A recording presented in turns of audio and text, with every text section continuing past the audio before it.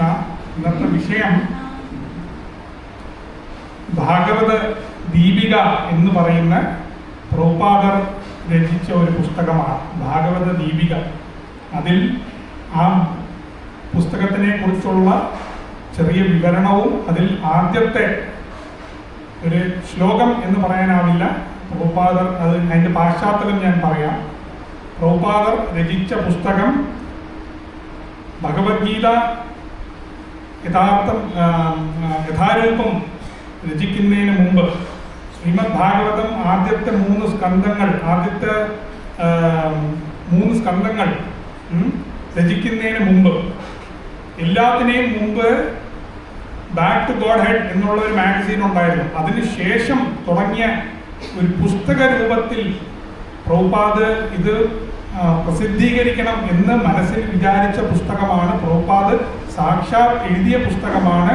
പക്ഷേ പ്രഭുപാദ് ഈ നമ്മുടെ ഭൂമിയിൽ ഇരിക്കുന്ന സമയം ഇത് പുസ്തക രൂപത്തിൽ പ്രസിദ്ധീകരിക്കാൻ പറ്റാത്തത് കൊണ്ട് അതിന് പല കാരണങ്ങളും ഉണ്ടായിരുന്നു.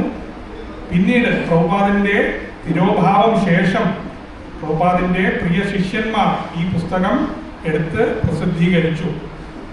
അപ്പോൾ ഈ പുസ്തകത്തിനെ കുറിച്ചാണ് നമ്മൾ ഇന്ന് ചർച്ച ചെയ്യാൻ പോകുന്നത്. എല്ലാവരും ഈ പുസ്തകത്തിൻ്റെ ഒരു കോപ്പി കയ്യിൽ കരസ്ഥമാക്കണം. 100 രൂപയേ ഉള്ളൂ ഇതിന് വില. ഇത് പ്രഭുപാദ് ആദ്യം എഴുതിയ പുസ്തകമാണ്. ഇത് മാനുസ്ക്രിപ്റ്റായിട്ടാണ് എഴുതിയിരിക്കുന്നത്. അതായത് പിന്നെയാണ് ശിഷ്യന്മാർ ഇതിനെ പുസ്തക രൂപത്തിൽ പ്രസിദ്ധീകരിക്കപ്പെട്ടത്. ഭാഗവതം എഴുതുന്നതിന് മുമ്പ്, ഭഗവത്ഗീത എഴുതുന്നതിന് മുമ്പാണ് ഈ പുസ്തകം പ്രഭുപാദർ എഴുതിയത്. അതുകൊണ്ട് വളരെ സ്പെഷ്യലായിട്ടുള്ള ഒരു പുസ്തകമാണ്. ഇതിനു മുമ്പ് പ്രഭുപാദർ ഈ പുസ്തകത്തിന് മുമ്പ് ബാക്ക് ടു ഗോഡ് ഹെഡ് എന്ന് പറയുന്ന ആ വാരികയ്ക്ക് വേണ്ടി ആർട്ടിക്കിൾസ് എഴുതുമായിരുന്നു. അല്ലാതെ അതിനുവേണ്ടി പുസ്തക രൂപത്തിൽ ഉണ്ടാക്കിയ ഒരു ആദ്യത്തെ പുസ്തകമാണ് ഈ ഭാഗവത ദീപിക എന്ന് പറയുന്നത്. അപ്പം എത്ര പേരുടെ കയ്യിലുണ്ട് ഭാഗവത ദീപിക? ഏതെങ്കിലും ഒരു ഭാഷയിൽ, തമിഴിലോ മലയാളത്തിലോ ഇംഗ്ലീഷിലോ ഹിന്ദിയിലോ അല്ലെങ്കിൽ വേറെ ഏതെങ്കിലും ഭാഷയിലോ ഒരാളുടെ അടുത്ത് മാത്രമേ, പത്മനാഭ പ്രഭുവിൻ്റെ അടുത്ത് മാത്രമേ ഉള്ളൂ. അപ്പോൾ എല്ലാവരും ഈ പുസ്തകം ഉറപ്പായും കരസ്ഥമാക്കണം. ഇവിടെ കോപ്പികൾ വെച്ചിട്ടുണ്ട്. ഇത് പ്രത്യേകം ഒരു സ്പെഷ്യലായിട്ടുള്ള ഒരു പുസ്തകമാണ്. അതിനെക്കുറിച്ചുള്ള ഡീറ്റെയിൽസ് ആണ് നമ്മൾ ഇന്ന് ചർച്ച ചെയ്യാൻ പോകുന്നത്. അപ്പോൾ ഭാഗവത ദീപിക എന്ന് പറഞ്ഞു കഴിഞ്ഞാൽ ഭാഗവതത്തിൽ എന്താണ് ഉള്ളത് എന്ന് ഒരു സാരമായ രൂപത്തിൽ അവതരിപ്പിച്ച പുസ്തകമാണ്. ഭാഗവതത്തിൻ്റെ സാരം അല്ലെങ്കിൽ ഭാഗവതത്തിൽ മുഖ്യമായി പറഞ്ഞിരിക്കുന്നത് എന്താണ്, അതാണ് ഈ ഭാഗവത ദീപിക എന്ന് പറയുന്നത്. ദീപം കാട്ടുകയാണ്, ഭാഗവതത്തിൽ ഉള്ള വിഷയങ്ങളെ ദീപം കാട്ടി കാണിക്കുകയാണ്. ഇതാണ് ഇതിനകത്ത് ഉള്ള വിഷയം. കൃഷ്ണനാണ് ഭാഗവതത്തിലുള്ള മുഖ്യമായ വിഷയം എന്ന് കാണിക്കുന്ന ഒരു പുസ്തകമാണ്. ഈ പുസ്തകം നമ്മുടെ 10ാമത്തെ സ്കന്ധം, ഭാഗവതത്തിൽ ദശമസ്കന്ധം. ഭാഗവതം പുസ്തകം കേൾക്കാത്തവരാരെങ്കിലും ഉണ്ടോ ഇതുവരെ? ഇതിനകത്ത് ഭാഗവത പുസ്തകം എന്താണ്, ഭാഗവതം എന്താണ്, എല്ലാവർക്കും ഒരുവിധം ധാരണയുണ്ട്. ഭാഗവതത്തിൽ ദശമസ്കന്ധം, 10ാമത്തെ സ്കന്ധം അല്ലെ? എത്ര സ്കന്ധങ്ങളുണ്ട് ഭാഗവതത്തിൽ? 12 സ്കന്ധങ്ങളുണ്ട്. അതിൽ 10ാമത്തെ സ്കന്ധം എന്താണ് വിവരിക്കുന്നത്? ആരെയാണ് വിവരിക്കുന്നത്? ഏത് ഭഗവാനാണ്? ശിവനാണോ? അയ്യപ്പനാണോ? ഭഗവാൻ എന്ന് കേരളത്തിൽ പറയാൻ പാടില്ല. കാരണം ഓരോരുത്തർക്കും അവരുടെ ഭഗവാൻ വേറെ വേറെ ആൾക്കാരാണ്. അതുകൊണ്ട് നമ്മൾ കൃഷ്ണാവബോധമായതുകൊണ്ട് നമ്മൾ കൃഷ്ണൻ എന്നേ പറയത്തുള്ളൂ. നമ്മൾ ഭഗവാൻ എന്ന് കേരളത്തിൽ പ്രത്യേകിച്ച് നമ്മൾ പറയത്തില്ല.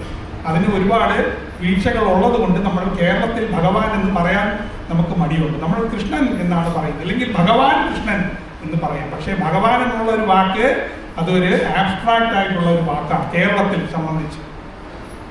അപ്പോൾ ദശമസ്കന്ധം എന്ന് പറയുന്നത് കൃഷ്ണന്റെ വിവരണങ്ങളെക്കുറിച്ച്, നാമരൂപ ഗുണ ആദി വിഭവങ്ങളെക്കുറിച്ച് പറയുന്ന സ്കന്ധമാണ് ദശമസ്കന്ധം അല്ലേ? 3ാമത്തെ അധ്യായത്തിൽ കൃഷ്ണജനനം വരുന്നു. പിന്നെ 20ാമത്തെ അധ്യായമാണ്, അതിൻ്റെ ഒരു ചുരുക്കമാണ് ഈ ഭാഗവത ദീപിക എന്ന് പറയുന്ന പുസ്തകം. അപ്പൊ ഏത് അധ്യായമാണ് ഈ ഭാഗവത ദീപിക എന്ന് പറയുന്നത്? ദശമസ്കന്ധത്തിൽ 20ാമത്തെ അധ്യായം. ദശമസ്കന്ധത്തിൽ 10:20, 10.20, 10:20 അല്ലേ? ദശമസ്കന്ധത്തിൽ 20ാമത്തെ അധ്യായത്തിൽ പറഞ്ഞ കാര്യങ്ങളാണ് ഈ ഭാഗവത ദീപിക പ്രഭുപാദർ അവതരിപ്പിക്കുന്നത്. ഇത് ആർക്ക് വേണ്ടിയാണ് അവതരിപ്പിക്കുന്നത്? പ്രഭുപാദർ ഇത് എഴുതുന്ന സമയം ഭാഗവതം എഴുതിയിട്ടില്ല. ഭഗവത്ഗീത കുറച്ച് എഴുതാനുള്ള തീരുമാനം എടുത്തു വരികയാണ്. ശ്രീല പ്രഭുപാദർ അറിയാത്തവർ ആരെങ്കിലും ഉണ്ടോ ഇവിടെ? ശ്രീല പ്രഭുപാദർ ആരാണ്? അറിഞ്ഞുകൂടെങ്കിൽ നമ്മുടെ ഈ താഴെ കാണുന്ന ഗുരുപരമ്പര ചിത്രങ്ങളിൽ രണ്ടാമത്തതാണ്, ഇടതുവശത്തിൽ നിന്നും രണ്ടാമത്തതാണ് ശ്രീല പ്രഭുപാദർ. ഈ പുസ്തകത്തിന്റെ പിറകിലും ശ്രീല പ്രഭുപാദറിന്റെ ഒരു പടമാണ്, ചിത്രമാണ്. ശ്രീല പ്രഭുപാദർ തൻ്റെ 50 വയസ്സുകളിൽ, അതായത് 50 മുതൽ 59 വയസ്സ്, ആ കാലഘട്ടത്തിൽ തൻ്റെ ഗൃഹം ഉപേക്ഷിച്ച് വാനപ്രസ്ഥത്തിലേക്ക് പോയി. അല്ലേ? പ്രഭുപാദ ലീലാമൃതയിൽ നമ്മൾ വായിക്കാൻ സാധിക്കും. പ്രഭുപാദർ തൻ്റെ വീട്ടില് തൻ്റെ കുടുംബ സാഹചര്യം ശരിയായി വരാത്തത് കൊണ്ട്, എന്തിനാണ് ശരിയായി വരാത്തത്? മദ്യം വയ്ക്കാനാണോ അല്ലെങ്കിൽ ചൂത് കളിക്കാനാണോ? അല്ല, നമ്മളുടെ ഭഗവത് ഭക്തി വളർത്താനുള്ള സാഹചര്യം കുടുംബത്തിൽ ഇല്ലാത്തത് കൊണ്ട് പ്രഭുപാദർ തൻ്റെ വീട് ഉപേക്ഷിച്ച് വാനപ്രസ്ഥത്തിലോട്ട് പ്രവേശിച്ചു. ഇത് പ്രഭുപാദിന്റെ 50 മുതൽ 59ാമത്തെ വയസ്സിന്റെ ഇടയ്ക്കാണ് ഇത് നടക്കുന്നത്. അതിനുശേഷം അദ്ദേഹത്തിന്റെ ഗുരുമഹാരാജായ ഭക്തി സിദ്ധാന്ത സരസ്വതി ഗോസ്വാമി പ്രഭുപാദ് ഠാക്കൂർ, പ്രഭുപാദിന്റെ അടുത്ത ചിത്രം ഉള്ള അദ്ദേഹത്തിന്റെ ഗുരു ഭക്തി സിദ്ധാന്ത സരസ്വതി ഠാക്കൂർ പ്രഭുപാദ്, അദ്ദേഹം നിർദ്ദേശം കൊടുത്തിരുന്നു, താങ്കൾക്ക് ഇംഗ്ലീഷ് ഭാഷ വളരെ കൈവശമുണ്ട് അല്ലേ? പ്രഭുപാദർ സ്കോട്ടിഷ് കോളേജിൽ, ആ കാലത്ത് തന്നെ സ്കോട്ടിഷ് കോളേജിൽ കൽക്കട്ടയിൽ ഡിഗ്രി വാങ്ങിച്ചതാണ്. അതായത് നമ്മുടെ IIT എന്നൊക്കെ പറയുന്നത് പോലെ ആ കാലത്ത് സ്കോട്ടിഷ് കോളേജ് ആയിരുന്നു. ആ കോളേജിൽ നിന്നും ഡിഗ്രി വാങ്ങിച്ച് അദ്ദേഹം ഒരു കെമിസ്റ്റ്, ഒരു കെമിക്കൽ ഫാർമസിസ്റ്റ് അല്ലെങ്കിൽ കെമിസ്റ്റ് ആയിട്ടാണ് അദ്ദേഹത്തിന്റെ ജീവിതം തുടങ്ങുന്നത് ചെറുപ്പത്തിൽ. അപ്പോൾ ഫാസ്റ്റ് ഫോർവേഡ് ചെയ്ത് അദ്ദേഹത്തിന്റെ ഗുരു പറയുന്നത്, ഭക്തി സിദ്ധാന്തർ പറയുന്നത്, താങ്കൾ ഇംഗ്ലീഷ് ഭാഷാ വശം ഉള്ളവനാണ്, എന്തുകൊണ്ട് താങ്കൾ പാശ്ചാത്യ ദേശത്തിൽ ഈ ഭഗവത് ഭക്തി അല്ലെങ്കിൽ ഭാഗവതത്തിനെ കുറിച്ചുള്ള കാര്യങ്ങൾ, കൃഷ്ണനെ കുറിച്ച് എന്തുകൊണ്ട് നിങ്ങൾ പ്രചരിപ്പിച്ചൂടാ എന്നുള്ള ഒരു നിർദ്ദേശം പറയുകയാണ്. രാധാകുണ്ഡത്തിന്റെ അരികിലിരുന്ന് അത് വീണ്ടും ആവർത്തിച്ചു പറയുകയാണ്. ഇത് 1930കളിലും 40കളിലും സംഭവിക്കുന്നതാണ്. അപ്പോൾ ആ നിർദ്ദേശം, നിങ്ങൾ പാശ്ചാത്യ ദേശത്തിൽ പോയി പാശ്ചാത്യ ദേശത്തിൽ ശ്രീ ചൈതന്യ മഹാപ്രഭുവിന്റെ മതമായ, എന്താണ് ശ്രീ ചൈതന്യ മഹാപ്രഭുവിന്റെ മതം? അചിന്ത്യ ഭേദ അഭേദ തത്വം. എന്താണ് അചിന്ത്യ ഭേദ അഭേദ തത്വം? അചിന്ത്യം എന്ന് പറഞ്ഞാൽ നമുക്ക് നമ്മളുടെ ഇന്ദ്രിയങ്ങളാൽ മനസ്സിലാക്കാൻ പറ്റാത്തത്. എന്തൊക്കെയാണ് നമ്മളുടെ ഇന്ദ്രിയങ്ങൾ? കണ്ണ് ഒരു ഇന്ദ്രിയമാണ്. നമ്മൾ ചില കാര്യങ്ങൾ മാത്രമേ നമുക്ക് കാണുവാൻ സാധിക്കൂ. പല കാര്യങ്ങളും നമുക്ക് കാണുവാൻ സാധിക്കില്ല. നമ്മുടെ സാധാരണമായി കണ്ണിന് പല കാര്യങ്ങൾ കാണുവാൻ സാധിക്കില്ല. നമ്മളുടെ ഹൃദയത്തിൽ, നമ്മളുടെ ശരീരത്തിൽ എന്ത് പ്രവർത്തിക്കുന്നു എന്ന് തന്നെ നമ്മുടെ കണ്ണിന് അറിയാൻ പറ്റില്ല അല്ലേ? എൻ്റെ ഹൃദയം തുടിക്കുന്നു എന്ന് എനിക്കറിയാം, പക്ഷേ എൻ്റെ ഹൃദയം ഞാൻ ശരിക്കും അകത്ത് പോയി നോക്കി തുടിക്കുന്നു എന്ന് നോക്കാൻ പറ്റുമോ? എൻ്റെ കണ്ണിന് ചെയ്യാൻ പറ്റുമോ? ചെയ്യാൻ പറ്റില്ല. അപ്പോൾ കണ്ണിന് പരിമിതിയുണ്ട്. അങ്ങനെ ഓരോ ഇന്ദ്രിയങ്ങൾക്കും അതിൻ്റെതായ പരിമിതികളുണ്ട്. അപ്പൊ അചിന്ത്യം എന്ന് പറഞ്ഞു കഴിഞ്ഞാൽ ഈ ഇന്ദ്രിയങ്ങൾക്ക് നമുക്ക് മനസ്സിലാക്കാൻ പറ്റാത്ത സാധനങ്ങൾ ഈ ഭൗതിക ലോകത്തും ഈ ഭൗതിക ലോകത്തിന്റെ അതീതവുമായ ആധ്യാത്മിക ലോകത്തും പല കാര്യങ്ങളുമുണ്ട്. ഇതിനെങ്ങനെയാണ് മനസ്സിലാക്കുക? ശാസ്ത്രം അല്ലെങ്കിൽ ശബ്ദപ്രമാണം എന്ന് പറയും. ശാസ്ത്രം അല്ലെ, വേദം, ഉപനിഷത്ത്, ബ്രഹ്മസൂത്രം അല്ലെ, വേദാന്ത സൂത്രം, പിന്നെന്താണ് ബ്രാഹ്മണ്യം, ആരണ്യകം, ഉപനിഷത്ത്, പുരാണം, ഇതിഹാസം, ഇതൊക്കെയാണ് ശാസ്ത്രം എന്ന് പറയുന്നത്. അപ്പോൾ ഈ ശാസ്ത്രങ്ങളുടെ കണ്ണോട്ടം വഴിയേ നമുക്ക് അതീന്ദ്രിയമായ കാര്യങ്ങളെ ഗ്രഹിക്കാൻ പറ്റത്തുള്ളൂ. അത് കണ്ണായാലും ശരി, ചെവിയായാലും ശരി, ചർമ്മമായാലും ശരി, നാക്കായാലും ശരി, ഏതൊരു ഇന്ദ്രിയായാലും 5 ഇന്ദ്രിയങ്ങളുണ്ട്. 5 ഇന്ദ്രിയങ്ങൾക്ക് അപ്പാർപ്പെട്ടതാണ് എന്താണ്? ആധ്യാത്മിക ലോകം, അല്ലെങ്കിൽ കൃഷ്ണൻ എന്ന് പറയുന്ന ആധ്യാത്മിക വ്യക്തി നമ്മളുടെ ഈ 5 ഇന്ദ്രിയങ്ങളെ കാട്ടിലും പുറത്താണ് ഉള്ളത് അല്ലേ? അപ്പോൾ ഞാൻ പറഞ്ഞു വന്നത് എന്തായിരുന്നു? വിട്ടുപോയി. 5 ഇന്ദ്രിയങ്ങൾ കൊണ്ട് നമുക്ക് മനസ്സിലാക്കാം അചിന്ത്യ ഭേദാഭേദ തത്വം. അചിന്ത്യം എന്ന് പറഞ്ഞാൽ ശബ്ദപ്രമാണം കൊണ്ട് മാത്രം നമുക്ക് ഗ്രഹിക്കാൻ പറ്റുന്നത്. നമുക്ക് ഹരേ കൃഷ്ണ മഹാമന്ത്രം എന്ന് പറയുന്നത് എന്താണ്? ഗോലോകേര പ്രേമധന ഹരിനാമ സങ്കീർത്തനം. ഹരേ കൃഷ്ണ മഹാമന്ത്രം നമ്മൾ സർവ്വസാധാരണമായി നമ്മളുടെ ചുണ്ടുകളിൽ നമ്മൾ വൈബ്രേറ്റ് ചെയ്യുകയാണ്. അത് പക്ഷേ ഗോലോകേര പ്രേമധന ഹരിനാമ സങ്കീർത്തനം. ഗോലോകത്തിലെ പ്രേമധനമാണ്, ഏറ്റവും ഉയർന്ന ധനമാണ് ഹരിനാമ സങ്കീർത്തനം. അതിന് നമ്മുടെ ചുണ്ടുകൊണ്ട് അനക്കിയാൽ അത് പ്രാവർത്തികമാകുമോ, അതിനുള്ള എഫക്റ്റ് നമുക്ക് കിട്ടുമോ എന്ന് പറഞ്ഞു കഴിഞ്ഞാൽ അത് നമ്മളുടെ കഴിവനുസരിച്ചിരിക്കും.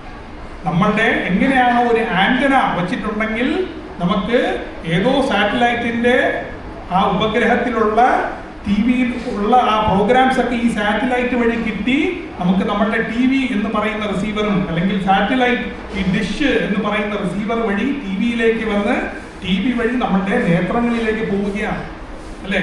അതുപോലെയാണ് ഒരു പൈപ്പാണ് അല്ലെങ്കിൽ ഒരു ചാനലാണ് ഈ ശബ്ദപ്രമാണം എന്ന് പറയുന്നത്.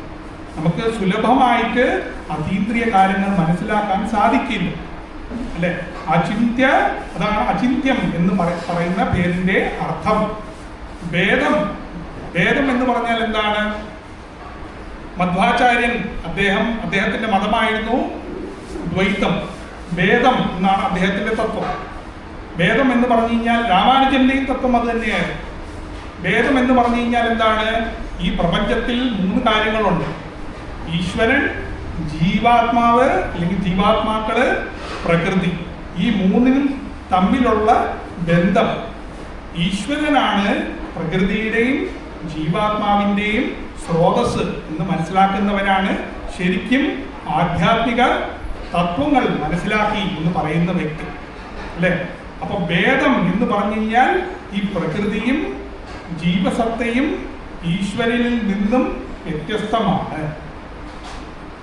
പ്രകൃതി എന്ന് പറയുന്നത് ജഡവും ജീവസത്ത എന്ന് പറയുന്നത് തടസ്ഥ ശക്തിയും. അതായത് ജഡത്തിലേക്ക് പോകാനും പറ്റും, ആത്മീയതയിലേക്ക് പോകാനും പറ്റും. എങ്ങനെയാണോ ഒരു കടൽ തീരത്ത് തിരമാല അങ്ങോട്ടും കടലിലോട്ടും കരയിലോട്ടും അടിക്കുന്നത്, അതുപോലെയാണ് ഒരു ജീവസത്ത എന്ന് പറയുന്നത്. ജീവസത്തയ്ക്ക് ഭൗതികതയിലും പോകാൻ പറ്റും, ആധ്യാത്മികതയിലും പോകാൻ പറ്റും. ആ ജീവസത്തയുടെ അവബോധം അനുസരിച്ചാണ് ഈ 2 വഴികളിലും പോകാൻ സാധിക്കുക. അതിന് ഒരു ചെറിയ സ്വാതന്ത്ര്യം കൊടുത്തിട്ടുണ്ട്. അപ്പോൾ ഭേദം എന്ന് പറഞ്ഞു കഴിഞ്ഞാൽ ജീവസത്തയും പ്രകൃതിയും ഈശ്വരനിൽ നിന്നും ഭേദമാണ്. ഈശ്വരനാണ് ഈ 2ന്റെയും സ്രോതസ്. അതാണ് ഭേദം എന്ന് പറയുന്നത്. പിന്നെന്താണ് അഭേദം? അഭേദം എന്ന് പറഞ്ഞാൽ ഇങ്ങനെയാണ്, നേരെ ഓപ്പോസിറ്റാണ് അല്ലേ? അപ്പോൾ ഇവിടെ പറയുന്നു അചിന്ത്യ ഭേദ അഭേദം. അതായത് പറയാണ് ഞാൻ നടക്കുന്നു പക്ഷെ ഞാൻ നടക്കുന്നില്ല അല്ലേ? അതെന്താണ്? അപ്പോൾ ആ ഭേദം ഇപ്പോൾ പറഞ്ഞതേ ഉള്ളൂ, 2ഉം ഭേദമാണ്. പിന്നെ ഉടനെ പറയുന്നു അത് അഭേദമാണ്. അപ്പൊ എന്താണ് ഈ അഭേദം? അഭേദം എന്ന് പറഞ്ഞു കഴിഞ്ഞാൽ ജീവസത്തയും ഈശ്വരനും ഒരേ ക്വാളിറ്റി ഉള്ള വ്യക്തികളാണ്. അതായത് എങ്ങനെയാണോ ഈ കടലിൽ ഉപ്പ് രസം കടലിലുണ്ട് അല്ലേ? എല്ലാവരും കടലിൽ ഉപ്പ് രസം ടേസ്റ്റ് ചെയ്തിട്ടുണ്ടല്ലോ അല്ലേ? അത് നമ്മളുടെ കയ്യിൽ ഒരു തുള്ളി എടുത്താലും ആ കടലിന്റെ ഉപ്പ് രസം നമുക്ക് കാണുവാൻ സാധിക്കും. അതുപോലെ ആ കടൽ മൊത്തവും എന്താണ്? ഉപ്പ് നിറഞ്ഞതാണ് അല്ലേ? ആ ചെറിയ ഒരു ഡ്രോപ്പ് എടുത്തു കഴിഞ്ഞാൽ നമുക്ക് മനസ്സിലാക്കാം ആ കടൽ മൊത്തവും ഉപ്പ് നിറഞ്ഞ ഒരു സാധനമാണ് എന്ന് മനസ്സിലാക്കാൻ പറ്റും. അപ്പോൾ ക്വാളിറ്റി എന്ന് പറഞ്ഞു കഴിഞ്ഞാൽ ആ ഉപ്പ് രസം ഉള്ളത്. അതുപോലെ ജീവസത്തയും സച്ചിത് ആനന്ദമാണ്. അതായത് ജീവസത്തയ്ക്ക് മരണമില്ല, ജീവസത്തയ്ക്ക് മൂപ്പില്ല, ജീവസത്തയ്ക്ക് വ്യാധിയില്ല. ഭഗവാൻ ശ്രീകൃഷ്ണനും ഈശ്വര പരമകൃഷ്ണ ബ്രഹ്മസംഹിത പറയുന്നു. ആരാണ് ഈശ്വരൻ? ഈശ്വര പരമഃ കൃഷ്ണ. ഈശ്വരൻ, പരമ ഈശ്വരൻ എന്ന് പറഞ്ഞാൽ അത് ശ്രീകൃഷ്ണൻ മാത്രമാണ്. അപ്പോൾ ഈ ഈശ്വരൻ എന്ന് പറയുന്ന ശ്രീകൃഷ്ണൻ എന്താണ്? ക്വാളിറ്റേറ്റീവ്ലി ഒന്നാണ്. ശ്രീകൃഷ്ണനും സച്ചിദാനന്ദ വിഗ്രഹമാണ്, നമ്മളും സച്ചിദാനന്ദ വിഗ്രഹമാണ്. അപ്പൊ അതിലുള്ള വ്യത്യാസം എന്താണ്? ശ്രീകൃഷ്ണൻ എല്ലായിടത്തിലും പരന്നിരിപ്പുണ്ട്. എല്ലാ അണ്ഡാന്തരസ്ഥം പരമാണു ചെയ്യാന്തരസ്ഥം ഗോവിന്ദം ആദിപുരുഷം തമഹം ഭജാമി. അണ്ഡാന്തരസ്ഥം, അതായത് ഈ പ്രപഞ്ചം ബ്രഹ്മാണ്ടത്തിലും ഈശ്വരൻ ശ്രീകൃഷ്ണനുണ്ട്. പരമാണു ചെയ്യാന്തരസ്ഥം, ഈ പ്രപഞ്ചത്തിൽ അകത്തുള്ള പല പല പരമാണുക്കളുണ്ടല്ലോ, ഓരോ അണുക്കൾ നമ്മളുടെ ഇടയിലുണ്ട്. കോടിക്കണക്കിലുള്ള അണുക്കൾ അല്ലേ? എൻ്റെ തുപ്പലിലുണ്ട് ലക്ഷക്കണക്കിനുള്ള അണുക്കൾ. ഈ അണുക്കളിനകത്ത് ആരിരിപ്പുണ്ട്? പരമാത്മാവായ ശ്രീകൃഷ്ണൻ ഇരിപ്പുണ്ട് അല്ലെ? കൃഷ്ണ പരമാത്മാവ് എന്നാണ് നമ്മൾ പറയുന്നത് അല്ലേ? നമ്മൾ ശിവ പരമാത്മാവ്, ദേവി പരമാത്മാവ് എന്ന് കേട്ടിട്ടുണ്ടോ ആരെങ്കിലും? ഇല്ല, കേട്ടിട്ടില്ല. കൃഷ്ണ പരമാത്മാവ്. അപ്പൊ പരമാത്മാവ് ആരാണ്? കൃഷ്ണനാണ്, സംശയമില്ലല്ലോ അല്ലേ? പരബ്രഹ്മ പരന്താമ പവിത്രം പരമം ഭവാൻ എന്ന് ശ്രീകൃഷ്ണൻ പറയുന്നു. അപ്പോൾ അചിന്ത്യ ഭേദ അഭേദ തത്വം, അതാണ് ചൈതന്യ മഹാപ്രഭു. ഗോലോകേര പ്രേമധന ഹരിനാമ സങ്കീർത്തനം. ഈ ഹരിനാമ സങ്കീർത്തനം സാധാരണ വിഷയമല്ല. അത് നമ്മൾ ചുണ്ടിൽ കൊണ്ട് അതിനെ മന്ത്രം ചൊല്ലുന്നത് സാധാരണമായിട്ട് നമ്മൾ കാണുവാൻ പാടില്ല. ഇത് ചൈതന്യ മഹാപ്രഭുവിൻ്റെ നിർദ്ദേശമാണ്. ഈ കലിയുഗത്തിലുള്ള എല്ലാ ജീവസത്തകളും, പ്രത്യേകിച്ച് ഭാരത് ഭൂമിത്തെ മനുഷ്യജന്മ ഹൊയിലജായ് ജന്മ സാർത്ഥകരി കരോ പരോപകാർ. ഈ ഭാരതഭൂമിയിൽ, ഈ ഭാരതവർഷത്തിൽ ആരൊക്കെ ജന്മമെടുത്തിട്ടുണ്ടോ, അത് കറുപ്പ് ഉള്ള വ്യക്തിയായാലും ശരി, വെളുത്ത വ്യക്തിയായാലും ശരി, ബ്രൗൺ കളറിലുള്ള വ്യക്തിയായാലും ശരി, മുടിയുള്ള വ്യക്തിയായാലും ശരി, മുടി നരച്ച വ്യക്തിയായാലും ശരി, എന്താണ് കഷണ്ടിയായ വ്യക്തിയായാലും ശരി, ആരായാലും ഈ ഭാരതവർഷത്തിൽ ജന്മം എടുത്ത എല്ലാ വ്യക്തികളും മനുഷ്യജന്മ ഹൊയിലജായ്, മനുഷ്യജന്മം ആരൊക്കെ ഈ ഭാരതദേശത്തിൽ എടുത്തിട്ടുണ്ടോ ജന്മസാർത്ഥക കരി, ആദ്യം സ്വന്തമായി നന്നാവണം അല്ലേ? നമുക്ക് നമ്മളുടെ കുട്ടികൾക്ക് പറഞ്ഞു കൊടുക്കാനാണ് നമുക്ക് താല്പര്യം. കുട്ടികൾ ഭഗവത്ഗീത ക്ലാസ്സിന് പോകണം, കുട്ടികൾ ഭാഗവതം ക്ലാസ്സിന് പോകണം. ഞാൻ ചായ കുടിക്കാമോ, അല്ലെങ്കിൽ അപ്പുറത്തുള്ള തിയേറ്ററിൽ പോയി സിനിമ കണ്ടിട്ട് വരും. 3 മണിക്കൂർ ആകുമ്പോഴത്തേക്കും ഞാൻ വിളിക്കാൻ വരും കേട്ടാ എന്ന് പറഞ്ഞിട്ട് നമ്മൾ പോകും. അതിനനുസരിച്ചുള്ള 2 മണിക്കൂർ സിനിമ നേരത്തെ ബുക്ക് ചെയ്ത് പിന്നെ നമ്മൾ സിനിമ കണ്ടിട്ട് ശ്രീ വിശാഖലും ന്യൂ തിയേറ്ററിലും കണ്ടിട്ട് നമ്മൾ വരും. അതാണ് ഇപ്പോഴത്തെ മാതാപിതാക്കളും രക്ഷിതാക്കളും എന്ന് പറയുന്നത്. അപ്പോൾ കുട്ടികൾ നന്നായാൽ പോരാ, ആദ്യം നമ്മൾ നന്നാകണം അല്ലേ? ജന്മസാർത്ഥക കരി, നമ്മൾ ആദ്യം നന്നാകണം. കരോ പരോപകാരം, ആദ്യം സ്വയം നന്നായിട്ട് മതി ബാക്കിയുള്ളവരെ ഉദ്ധരിപ്പിക്കുക.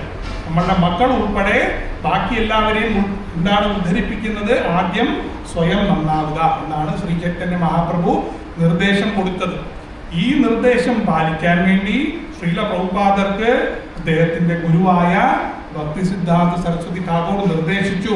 പാശ്ചാത്യ ദേശത്തിൽ അദ്ദേഹം പോകൂ, നിങ്ങൾ പോകൂ, നിങ്ങൾക്ക് ഇംഗ്ലീഷ് അറിയാം. പാശ്ചാത്യ ദേശത്തിൽ ഭൂരിപക്ഷം രാജ്യങ്ങളിലും ഇംഗ്ലീഷ് അറിയാവുന്ന വ്യക്തികളുണ്ട്. അതുകൊണ്ട് നിങ്ങൾ അവിടേക്ക് സഞ്ചരിക്കൂ, എന്നിട്ട് നിങ്ങൾക്ക് ആവുന്നിടത്തോളം നിങ്ങൾ പ്രചരിപ്പിക്കൂ, പുസ്തകങ്ങൾ പ്രസിദ്ധീകരിക്കൂ എന്ന് ഒരു നിർദ്ദേശം പറഞ്ഞത്. ആ നിർദ്ദേശം അദ്ദേഹം എങ്ങനെ പാലിക്കണം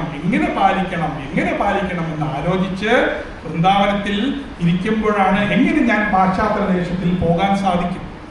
ഇതിനു മുമ്പ് പ്രഭുപാദന്റെ ഗുരുബായി അല്ലെങ്കിൽ അവരുടെ ഗോഡ് ബ്രദേഴ്സ് പല 2-3 പേര് ഇംഗ്ലണ്ടിൽ പോയി തോൽവി അടഞ്ഞു വന്നു. അതായത് പ്രചരണം ചെയ്യാൻ പറ്റാത്ത രീതിയിൽ അവിടെ പോയി കുറെ നിന്നിട്ട് വന്നതല്ലാതെ അവിടെ വലുതായിട്ട് പ്രചരണം ഒന്നും നടന്നില്ല.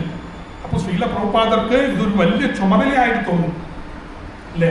ഇതിന് പുസ്തകത്തിനെയാണ് പറയുന്നത് ബൃഹത് മൃദംഗം അല്ലേ? നമ്മൾ സങ്കീർത്തനം ചെയ്ത് കഴിഞ്ഞാൽ നമ്മുടെ ചുറ്റുവട്ടത്തിലുള്ള ഒരു 1/2 കിലോമീറ്റർ മാക്സിമം നമ്മൾ മൈക്കൊക്കെ യൂസ് ചെയ്ത് കഴിഞ്ഞാൽ ഒരു 1 കിലോമീറ്റർ മാക്സിമം കേൾക്കും. പക്ഷേ ഈ ബൃഹത് മൃദംഗം എന്ന് പറഞ്ഞു കഴിഞ്ഞാൽ ഈ പുസ്തകം അത് എവിടെ പോയാലും ഏത് സമയത്തും 24 മണിക്കൂർ നമുക്ക് ഹരിനാമ സങ്കീർത്തനം ചെയ്യാൻ പറ്റുമോ? ചെയ്യാൻ പറ്റത്തില്ല അല്ലേ? തൊണ്ട വരണ്ടു പോവും, വെള്ളം കുടിക്കണം, ആഹാരം കഴിക്കണം. പക്ഷേ ഈ പുസ്തകം ഒരാളുടെ കയ്യിൽ എത്തിച്ചു കഴിഞ്ഞാൽ, ഒരു ജീവസത്തയുടെ കയ്യിൽ എത്തിച്ചു കഴിഞ്ഞാൽ അദ്ദേഹം ആ പുസ്തകം എപ്പോൾ വേണമെങ്കിലും 24 മണിക്കൂർ അദ്ദേഹം എപ്പോൾ വേണമെങ്കിലും വായിക്കും. അദ്ദേഹത്തിന്റെ വീട്ടിലുണ്ടെങ്കിൽ അദ്ദേഹത്തിന്റെ വീട്ടില് ഉള്ള വ്യക്തികളും വായിക്കാനുള്ള ഒരു സാഹചര്യം ഉണ്ടാക്കി കൊടുക്കും, അല്ലേ? അതാണ് ഈ പുസ്തകത്തിന്റെ ഒരു മഹാത്മ്യം എന്ന് പറയുന്നത്. ഈ പുസ്തകം മാത്രമല്ല, ഏത് ആധ്യാത്മിക പുസ്തകമായാലും നമുക്ക് വീട്ടിൽ വെച്ച് കഴിഞ്ഞാൽ, അതുകൊണ്ടാണ് പറയുന്നത് പ്രഭുപാദ എന്താണ്, in every gentleman and gentle woman's house there should be all my books. പ്രഭുപാദന്റെ എല്ലാ പുസ്തകങ്ങളും, അറ്റ്ലീസ്റ്റ് ഒരു ഭാഗവതം, ഒരു ഭഗവത്ഗീത, ഒരു ചൈതന്യ ചരിതാമൃതം, ഒരു ഭാഗവത ദീപിക, ഇതെല്ലാം എവിടെയാണ് വെക്കേണ്ടത്? നമ്മളുടെ വീടുകളിൽ. നിങ്ങൾ വന്നിരിക്കുന്ന എല്ലാവരും സാധുക്കളാണ്. സത്സംഗത്തിൽ സാധുക്കൾ മാത്രമേ വരാൻ സാധിക്കുകയുള്ളൂ. അപ്പോൾ നിങ്ങളുടെ എല്ലാവരുടെ വീട്ടിലും ഈ പുസ്തകങ്ങൾ വെച്ച് കഴിഞ്ഞാൽ ഓട്ടോമാറ്റിക്കലി ആ പുസ്തകം അതിൻ്റെ വായനക്കാരനെ തിരഞ്ഞെടുത്തോളും. നമ്മൾ പോയി കൊടുക്കേണ്ട ആവശ്യമില്ല. നമ്മളുടെ മക്കൾക്ക് ഈ പുസ്തകം പോയി നമുക്ക് കൊടുത്ത് ഇത് വായിക്കുക എന്ന് പറയേണ്ട ആവശ്യമില്ല. സമയമാകുമ്പോൾ ഈ പുസ്തകം തന്നെ അതിൻ്റെ വായനക്കാരനെ കണ്ടുപിടിച്ചോളും. അതാണ് ആധ്യാത്മിക പുസ്തകത്തിൻ്റെ ഒരു മഹാത്മ്യം എന്ന് പറയുന്നത്. അപ്പോൾ പ്രഭുപാദർ വൃന്ദാവനത്തിൽ ഇങ്ങനെ ഇരിക്കുകയാണ്. എൻ്റെ 50-55 വയസ്സൊക്കെ ആയി. അദ്ദേഹത്തിൻ്റെ ഗുരു പറഞ്ഞിട്ടുണ്ട് പാശ്ചാത്യ ദേശത്തിൽ പോകണം, അവിടെ പോയി ഹരിനാമ സങ്കീർത്തനവും ചൈതന്യ മഹാപ്രഭുവിൻ്റെ അചിന്ത്യ ഭേദ അഭേദ തത്വം എന്ന് പറയുന്ന സിദ്ധാന്തം പ്രചരിപ്പിക്കണം, പുസ്തകങ്ങൾ എഴുതണം, പുസ്തകങ്ങൾ പ്രസിദ്ധീകരിപ്പിക്കണം. ഇതെങ്ങനെ ചെയ്യും എന്ന് പ്രഭുപാദർ അവിടെ നിന്ന് ആലോചിക്കുകയാണ്. അതിനുള്ള വഴികളൊക്കെ നോക്കിയപ്പോൾ അവിടെ എവിടെയോ ഒരു നോട്ടീസ് കണ്ടു. ഇത് 1960-കൾ 50-ന്റെ അവസാനവും 60-കളുടെ തുടക്കവും നടക്കുന്ന സമയമാണ്. അപ്പോൾ എവിടെയോ ഒരു സ്ഥലത്ത് നോട്ടീസ്, പ്രഭുപാദ് ഡൽഹിയിൽ പോയപ്പോൾ എവിടെയോ മൂലയ്ക്ക് ഒരു നോട്ടീസ് കണ്ടു. ജപ്പാനിൽ വെച്ച് the Congress for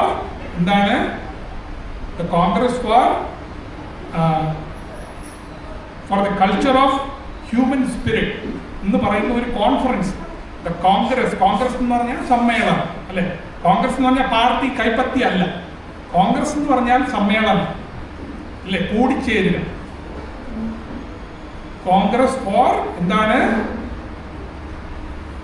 for cultivating the human spirit എന്ന് പറയുന്ന ഒരു കോൺഫറൻസ് ഇവിടെ ഉണ്ടായിരുന്നു. Cultivating the human spirit. Human spirit എന്ന് പറഞ്ഞാൽ നമ്മുടെ ഹൃദയത്തിൽ, മനുഷ്യന്റെ ഹൃദയത്തിലും സകല ജീവജാലങ്ങളുടെ ഹൃദയത്തിലും ഉള്ള ആ സ്പിരിറ്റ്, ആത്മാവ്, അല്ലെ? Congress for cultivating the human spirit. ആ ആധ്യാത്മിക ആത്മാവിനെ നമ്മൾ തിരിച്ചറിയാനുള്ള ഒരു മുൻകൈ, അതിനുള്ള ഒരു സമ്മേളനം ജപ്പാനിൽ വെച്ച് നടക്കാൻ പോകുന്നുവെന്ന് ഒരു നോട്ടീസ് ഉണ്ടായി. ഡൽഹിയിൽ വെച്ച് ഒരു മൂലയ്ക്കാണ് ആ നോട്ടീസ് കാണുന്നത്. ആ നോട്ടീസ് ഉടനെ എഴുതി പകർപ്പ് എടുത്ത് അതിൽ പറഞ്ഞ അഡ്രസ്സിൽ പ്രഭുപാദർ ഒരു ചെറിയ സിനോപ്സിസ് അയക്കണം എന്ന് പറയും. സാധാരണ ഈ കോൺഫറൻസിൽ പോയി പ്രസന്റേഷൻ ചെയ്യുമ്പോൾ നമ്മളുടെ ആബ്സ്ട്രാക്ട് അല്ലെങ്കിൽ സിനോപ്സിസ് അയക്കണം എന്ന് പറയും. സിനോപ്സിസ് എന്ന് പറഞ്ഞാൽ നിങ്ങൾ അവിടെ പോയി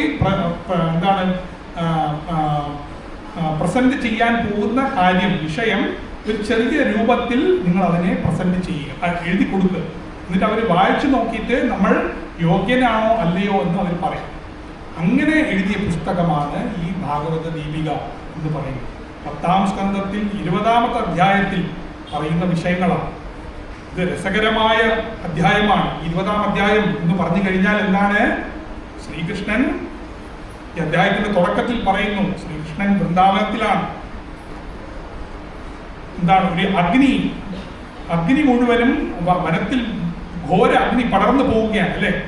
കാട്ടുതീ ഇങ്ങനെ പടർന്നു പോവുകയാണ്. ആ കാട്ടുതീ ശ്രീകൃഷ്ണൻ തൻ്റെ ലീലയായി ആ കാട്ടുതീനെ വിഴുങ്ങുന്നു. അവിടെയുള്ള ഗോപന്മാരെല്ലാവരും, പശുക്കളും കിടാക്കളും ഗോപന്മാരും, അല്ലെ, ഗോപബാലന്മാരും, ഇവരെല്ലാവരും അവിടെ ആ തീയിലിരുന്ന് ഇങ്ങനെ കഷ്ടപ്പെടുകയാണ്. അവർ കൃഷ്ണ കൃഷ്ണ എന്നെ രക്ഷിക്കൂ എന്ന് വിളിക്കുമ്പോൾ ആ കൃഷ്ണൻ എന്ത് ചെയ്യുന്നു? ആ കാട്ടുതീനെ തൻ്റെ വായിലോട്ട് കയറി പോകുന്നു, ആ കാട്ടുതീനെ വിഴുങ്ങുന്നു. നമുക്കത് ചെയ്യാൻ പറ്റുമോ? അല്ലേ?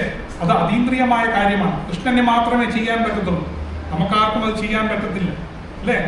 അപ്പോൾ ആ കാട്ടുതീനെ കഴിഞ്ഞിട്ടാണ് ഇവർ വരുന്നത്. അതാണ് ആദ്യത്തെ 2-3 ശ്ലോകം എന്ന് പറയുന്നത്. ദശമസ്കന്ധത്തിൽ 20-ാം അധ്യായത്തിൽ ആദ്യത്തെ 2-3 ശ്ലോകം എന്ന് പറയുന്നത് ഈ കാട്ടുതീനെ വിഴുങ്ങിയിട്ട് വന്ന വ്യക്തി ശ്രീകൃഷ്ണൻ. പിന്നെന്താണ്? കൂടെ ബലരാമനും ഉണ്ട്. അതിന് കഴിഞ്ഞിട്ട് എന്ത് പറ്റി? ബലരാമൻ അന്നേ ദിവസം തന്നെ കാട്ടുതീയും വിഴുങ്ങി. അടുത്തെന്താണ്? പ്രളംബാസുരൻ എന്ന് പറയുന്ന അസുരനെ വധിച്ചു. അല്ലേ? സാധാരണ ഈ ക്രിക്കറ്റ് കളിക്കാൻ പോകുന്ന വ്യക്തികളൊക്കെ എന്താണ്, ഗ്രൗണ്ടിൽ പോയി കളിച്ചിട്ട് തിരിച്ചു വരുമ്പോൾ എങ്ങനെ വരും? വേർത്ത് കുളിച്ച്, അല്ലേ? ക്ഷീണിച്ച് വേർത്ത് കുളിച്ച്, എന്താണ്, ഷാർജയൊക്കെ കുടിച്ച്, ഒരു അബുദാബിയൊക്കെ കുടിച്ചിട്ട് 2 ചിക്കൻ 65 അടിച്ചിട്ട് ഇങ്ങനെ തളർന്നാണ് വരുന്നത്. വീട്ടിൽ വന്നിട്ട് ഒരു പാല് വാങ്ങിക്കാൻ പറയുമ്പോൾ എന്ത് പറയും? അമ്മ അതൊന്നും പറ്റൂലമ്മ, ഞാൻ ഇപ്പോൾ കളിച്ചിട്ട് വന്നേ ഉള്ളൂ, ഞാൻ ഭയങ്കര ക്ഷീണമാണ്, അല്ലേ? അങ്ങനെയല്ലേ പറയും നമ്മുടെ മക്കൾ, അല്ലേ? പക്ഷെ കൃഷ്ണൻ എന്താണ്? കാട്ടുതീ വിഴുങ്ങിയിട്ട് വന്നിരിക്കുകയാണ്. പ്രളംബാസുരൻ എന്ന് പറയുന്ന 1 യോജനം പൊക്കമുള്ള അസുരനെ വധിച്ചിട്ട് ബലരാമൻ വന്നിരിക്കുകയാണ്. ഇവർക്ക് ഒരു തളർച്ചയും ഇല്ല, അവർക്ക് അസ്വസ്ഥതയും ഇല്ല. അവരുടെ കയ്യിലും ദേഹത്തിലും ഒന്നും മുറിവുകൾ പോലുമില്ല, ഒരു എല്ല് പോലും മുറിഞ്ഞിട്ടില്ല. അതാണ് ഭഗവാൻ ശ്രീകൃഷ്ണൻ എന്ന് പറയുന്നത്. നമ്മളാണെങ്കിലോ ഒരു എന്താണ്, മഹാഭാരത യുദ്ധത്തിൽ എന്താണ്, സൈന്യങ്ങളും എന്താണ് യുദ്ധം ചെയ്ത് എല്ലാ ദിവസവും രാത്രി വരുമ്പോൾ എങ്ങനെയാണ് വരുന്നത്? ദേഹങ്ങൾ മൊത്തം മുറിവാണ്.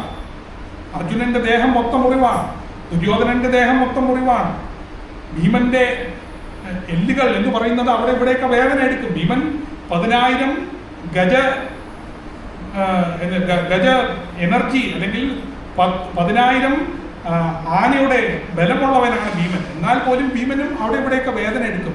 ശ്രീകൃഷ്ണനോ ബലരാമനോ ഒരു വേദനയുമില്ല, ഒരു വേർപ്പുമില്ല. ഈ കാട്ടുതീനെ വിഴുങ്ങിയിട്ട് വന്നിരിക്കുകയാണ്. അതാണ് ആ 20ാമത്തെ അധ്യായത്തിൻ്റെ തുടക്കം എന്ന് പറയുന്നത്. എന്നിട്ട് വന്നിട്ട് ഈ ഗോപബാലന്മാർ തൻ്റെ വീടുകളിൽ പോയി ശ്രീകൃഷ്ണനെ കുറിച്ചും ബലരാമനെ കുറിച്ചും ഇന്ന് നടന്ന സംഭവങ്ങൾ അവരുടെ മാതാപിതാക്കളെ പറഞ്ഞ് ഗ്രഹിപ്പിക്കുകയാണ്. ഇന്ന് ശ്രീകൃഷ്ണൻ കാട്ടുതീ വിഴുങ്ങി. നീ എന്തോടാ പറയുന്നത്? ശ്രീകൃഷ്ണൻ കാട്ടുതീനെ വിഴുങ്ങിയോ? നീ എന്തോടാ പറയുന്നത്? ആ 1 യോജനം 8 മൈൽ പൊക്കമുള്ള ആ അസുരൻ പ്രളംബാസുരനെ ബലരാമൻ കൊന്നുവന്നു. ഇവരൊക്കെ സാധാരണ ആൾക്കാരല്ല, ഇവരേതോ ഒരു ദേവലോകത്തിൽ നിന്ന് വന്ന ആൾക്കാരാണ്. അവർക്കറിയില്ല ശ്രീകൃഷ്ണൻ സാക്ഷാത് ഭഗവാൻ ശ്രീകൃഷ്ണനാണ് എന്നുള്ള കാര്യം. ഗോപസ്ത്രീകൾക്കും ഗോപന്മാർക്കും വൃന്ദാവനവാസികൾക്കും ആർക്കും അറിയില്ല. അവർ ഇതുപോലെ മഹാസംഭവങ്ങൾ കഴിഞ്ഞിട്ട് വന്ന് ഈ ഗോപബാലന്മാർ ഈ കാര്യങ്ങൾ വിസ്തരിക്കുമ്പോൾ അവർ പറയുകയാണ്, എന്താണ്, ഇത് നമ്മുടെ ശ്രീകൃഷ്ണനാണോ? അവന് വെണ്ണ നേരെ പോലും അവിടെ നിന്ന് മോട്ടിക്കാറുണ്ട്. അവൻ കയ്യെത്തി അവിടെ മുകളിലെത്താൻ പോലും അവന് സാധിക്കുന്നില്ല. പിന്നെയാണ് ഈ എന്താണ് 8 മൈൽ പൊക്കമുള്ള ഒരു അസുരനെ കൊന്നിട്ട് വന്നിരിക്കുന്നത്. നമ്മുടെ കൃഷ്ണൻ തന്നെയാണോ ഇത്? എന്നിട്ട് തൊട്ടൊക്കെ നോക്കും. തൊട്ട് നോക്കുമ്പോൾ ഭയങ്കര മൃദുവായ ശരീരമാണ്, അവിടെ മുറിവൊന്നുമില്ല, ഒന്നുമില്ല. അതാണ് ഭഗവാൻ ശ്രീകൃഷ്ണൻ എന്ന് പറയുന്നത്. അപ്പോൾ ഈ അസുരനെയും കാട്ടുതീനെയും വിഴുങ്ങിയിട്ട് വന്ന ശ്രീകൃഷ്ണനും ബലരാമനും അവരുടെ കഥകൾ ഈ ഗോപബാലന്മാർ തൻ്റെ വീട്ടിൽ പറഞ്ഞു കൊടുക്കുകയാണ്. അതിനുശേഷം അടുത്തത് മഴക്കാലം തുടങ്ങിയാണ്, അല്ലേ? നമ്മുടെ ഭാരതദേശത്തിൽ എത്ര ഋതുക്കളുണ്ട്, എത്ര സീസൺസ് ഉണ്ട്? എനിക്ക് കേട്ടൂടാ. ആദ്യത്തെ സീസൺ ഏതാണ്? അല്ലെങ്കിൽ ഇപ്പോൾ ഉള്ള സീസൺ ഏതാണ്? എനിക്ക് കേട്ടൂടാ. നിങ്ങൾ പറയാം, നിങ്ങൾ എന്തൊക്കെയോ മുഴുമുഴ ഇത് പറയുന്നുണ്ട്. അല്ല, ഇംഗ്ലീഷ് അല്ല, മലയാളത്തിൽ. ഇത് വേനലല്ലോ, ഇത് ഒക്ടോബർ ആയില്ലേ? ശാസ്ത്രങ്ങളിൽ അല്ലെങ്കിൽ നമ്മുടെ ഭാരതവർഷത്തിൽ 6 ഋതുക്കളെയാണ് പറഞ്ഞിരിക്കുന്നത്, അല്ലേ? ആദ്യത്തെ ഋതു ഏതാണ്?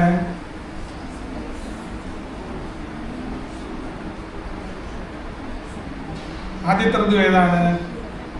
ഗ്രീഷ്മ ഋതു, അല്ലേ? ഗ്രീഷ്മ ഋതു എന്ന് പറഞ്ഞു കഴിഞ്ഞാൽ ചൂടുകാലം. വേനൽ അല്ല, അതിന് മുമ്പ് വസന്ത ഋതു, സ്പ്രിംഗ് സീസൺ. സ്പ്രിംഗ് എന്ന് പറഞ്ഞാൽ അറിയാലോ, അല്ലേ? സ്പ്രിംഗ് സീസൺ, പൂക്കളൊക്കെ ഇങ്ങനെ വിടർന്നു വരുന്ന സീസൺ, അത് സ്പ്രിംഗ്. വസന്ത ഋതു, അപ്പോഴാണ് ഈ ഹോളി, വസന്ത പഞ്ചമി, ഈ ഹോളിയൊക്കെ വരുന്നത്, അല്ലേ? ഹോളി നമ്മൾ കളറൊക്കെ അടിക്കുമല്ലോ അങ്ങോട്ടും ഇങ്ങോട്ടും, അത് വരുന്നത് ആ സമയത്താണ്, വസന്ത പഞ്ചമി. വസന്ത ഋതു 1. രണ്ടാമത്തത് വേനൽക്കാലം, ഗ്രീഷ്മ ഋതു, അല്ലേ? ഗ്രീഷ്മം എന്ന് പറഞ്ഞാൽ ചൂട്. നമുക്കിപ്പോൾ എപ്പോഴും ഗ്രീഷ്മ ഋതു ആണ്. ഫാൻ ഓഫ് ചെയ്ത് കഴിഞ്ഞാൽ എല്ലാ ഋതുക്കളും നമുക്ക് ഒരുപോലെയാണ് തോന്നുന്നത്. അപ്പോൾ ആദ്യം എന്താണ്? വസന്ത ഋതു, ഗ്രീഷ്മ ഋതു. സമയമില്ല, അല്ലെങ്കിൽ ഞാൻ അത് ഒരു ഇൻട്രാക്റ്റീവായിട്ട് എടുത്തുകൊണ്ട് പോകാമായിരുന്നു. വസന്ത ഋതു, ഗ്രീഷ്മ ഋതു, പിന്നെന്താണ്? അല്ല വർഷ ഋതു, മഴക്കാലം. അല്ലേ? ജൂൺ 1-ാം തീയതി ആകുമ്പോൾ നമ്മുടെ കുട്ടികൾ സ്കൂളിൽ പോകുമ്പോൾ എന്താണ് കൊണ്ടുപോകുന്നത്? റെയിൻകോട്ടും പോപ്പി കൂടെയാണ് കൊണ്ടുപോകുന്നത്, അല്ലേ?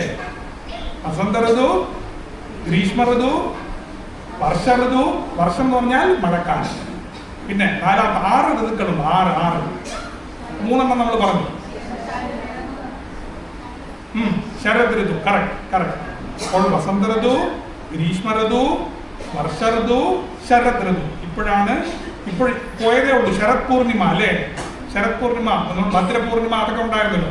അപ്പൊ ഈ ശരത് ഋതു എന്ന് പറഞ്ഞാൽ എന്താണ്? ഈ ഇലകൾ കൊഴിയുന്ന സമയമാണ്. മരങ്ങളിൽ, ചെടികളിൽ ഇല കൊഴിയുന്ന സമയമാണ് എന്ത് ഋതു? ശരത് ഋതു. ശാരദ എന്നൊക്കെ നമ്മൾ വിളിക്കുമല്ലോ, അല്ലേ? ശരത് മാസത്തിൽ ജനിച്ച വ്യക്തിയാണ് ശാരദ, അല്ലെങ്കിൽ ശരത് എന്ന് പറഞ്ഞ് നമ്മൾ ആണുങ്ങൾക്ക് പേര് വയ്ക്കും. ഈ മാസങ്ങളിൽ ജനിച്ച കുട്ടികൾക്ക് നമുക്ക് അങ്ങനെ പേര് വയ്ക്കാം. ഗ്രീഷ്മ എന്ന് പേര് വയ്ക്കും. എന്തുകൊണ്ട്? അവർ ആ ഗ്രീഷ്മ മാസത്തിൽ, ആ 2 മാസത്തിൽ ഏതെങ്കിലും ഒരു മാസം ജനിച്ച വ്യക്തികൾക്കാണ് പണ്ടൊക്കെ ഗ്രീഷ്മ എന്ന് പറഞ്ഞു. ഇപ്പോൾ ഫാഷനിലാണ് ഗ്രീഷ്മ എന്നൊക്കെ പേര് വയ്ക്കുന്നത്. അപ്പൊ എന്താണ്? ആദ്യം വസന്ത ഋതു, ഗ്രീഷ്മ ഋതു, വർഷ ഋതു, ശരത് ഋതു, പിന്നെ മാതാവ് കറക്റ്റാ പറഞ്ഞു ഹേമന്ത ഋതു, അല്ലെ? ഹേമന്ത് എന്നൊക്കെ പറഞ്ഞ് പേര് കേട്ടിട്ടുണ്ടല്ലോ, ഹേമന്ത ഋതു. പിന്നെന്താണുള്ളത്?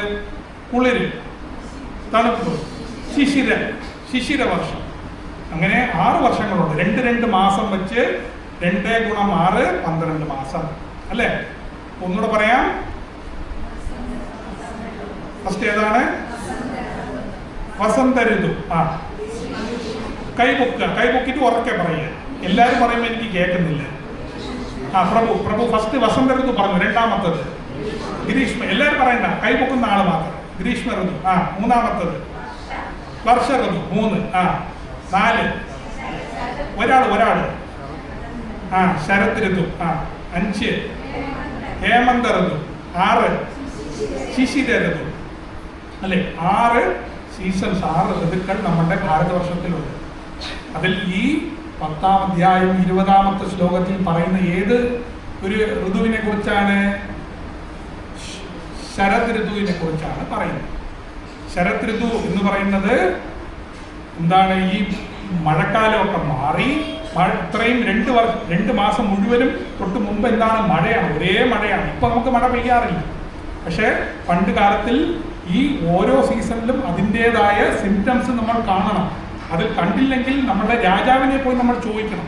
നമുക്ക് വെള്ളത്തിന്റെ ക്ഷാമമുണ്ട്, അല്ലേ? വർഷ ഋതുവിൽ നമുക്ക് വെള്ളം കിട്ടിയില്ലെങ്കിൽ എന്താണ്? ആരാണ് ഇതിന്റെ ഉത്തരവാദി? രാജാവാണ്. നമ്മുടെ ദേശം ഭരിക്കുന്ന രാജാവാണ് ഉത്തരവാദി. നമ്മുടെ വയലുകൾ എന്താണ് നനയ്ക്കാൻ നമുക്ക് വെള്ളമില്ലെങ്കിൽ അതിന്റെ ഉത്തരവാദി രാജാവാണ്. നമ്മളുടെ 6ൽ 1 പങ്ക് എന്താണ്? എല്ലാ ജനാധിപതി എന്ന് പറയുന്ന ഈ രാജാവ് ഈ എല്ലാ ജനത്തിൻ്റെയും 6ൽ 1 പങ്ക് പുണ്യവും പാപവും ഏറ്റെടുക്കുന്ന വ്യക്തിയാണ് ഈ രാജാവ്, അല്ലെങ്കിൽ നേതാവ് എന്ന് പറയുന്നത്. അല്ലെങ്കിൽ അദ്ദേഹം നേതാവാകാനുള്ള യോഗ്യതയില്ല. അപ്പൊ നമ്മൾ ഇന്നത്തെ മന്ത്രികൾ യോഗ്യന്മാരാണോ യോഗ്യന്മാരല്ലാത്തവരാണോ എന്ന് നിങ്ങൾ തീരുമാനിച്ചോളൂ. ഞാൻ പാർട്ടിയുടെ പേരൊന്നും പറയുന്നില്ല, അല്ലേ? അപ്പോൾ അതാത് സമയം മഴക്കാലത്തിൽ മഴ പെയ്യണം, കുളിര് കാലത്തിൽ തണുപ്പ് കാലത്തിൽ അത് കുളിരണം. എന്താണ്? വസന്ത ഋതുവിൽ പൂക്കൾ പൂകണം. അത് ചെയ്തില്ലെങ്കിൽ അതിൻ്റെ ഉത്തരവാദി നമ്മളുമാണ്, രാജാവുമാണ്. അപ്പൊ ഈ ശരത് ഋതു എന്ന് പറയുന്ന സമയത്താണ് എന്താണ്? ഈ മഴക്കാലമൊക്കെ കഴിഞ്ഞ് ആ തടാകത്തിലും ഈ നദികളിലും യമുനാനദിയിലും തടാകത്തിലും രാധാകുണ്ടത്തിലും ഇതുപോലെ പല ജലാശയങ്ങളിലും ആ മഴവെള്ളം, മണ്ണ് ചേർന്നിട്ടുള്ള മണ്ണ് ചേർന്ന ആ മഴവെള്ളം ഇങ്ങനെ സെറ്റിലായി തുടങ്ങുന്നു. പതുക്കെ വെള്ളം മേളിലൊക്കെ ക്ലിയർ ആയിരിക്കും, മണ്ണൊക്കെ താഴോട്ട് സെറ്റിലായി പോവുകയും ചെയ്യും. അതാണ് ഈ ശരത് ഋതുവിൻ്റെ ആ ഒരു ട്രാൻസ്ഫോർമേഷൻ എന്ന് പറയുന്നത്. കൂടെ നമ്മുടെ എന്താണ് ഇലകളിലും ചെടികൾ മരങ്ങളിലുള്ള ഇലകളൊക്കെ കുറയാനും തുടങ്ങും. അപ്പോൾ ഇതിൻ്റെ ഒരു വർണ്ണനമാണ്. മഴക്കാലം തീർന്നിട്ടില്ല, പക്ഷെ ശരത് ഋതു തുടങ്ങിയിട്ടുമില്ല. അതിൻ്റെ ഒരു വർണ്ണനമാണ് ഈ 48 ശ്ലോകമുള്ള 20-ാം അധ്യായം. ഈ 48 ശ്ലോകവും പ്രഭുപാദർ എങ്ങനെ വ്യാഖ്യാനിച്ചു? പ്രഭുപാദർ എന്താണ് തത്വങ്ങൾ പറഞ്ഞാണ് ഈ 48 ശ്ലോകത്തിലും ശരത് ഋതുവിനെ കുറിച്ച്, വൃന്ദാവനത്തിൽ ഉള്ള ശരത് ഋതുവിനെ അതിന്റെ ഫിലോസഫിക്കൽ പോയിന്റ് ഓഫ് വ്യൂ അല്ലെ, അതിന്റെ ഒരു തത്വചിന്താ രീതിയിൽ ആ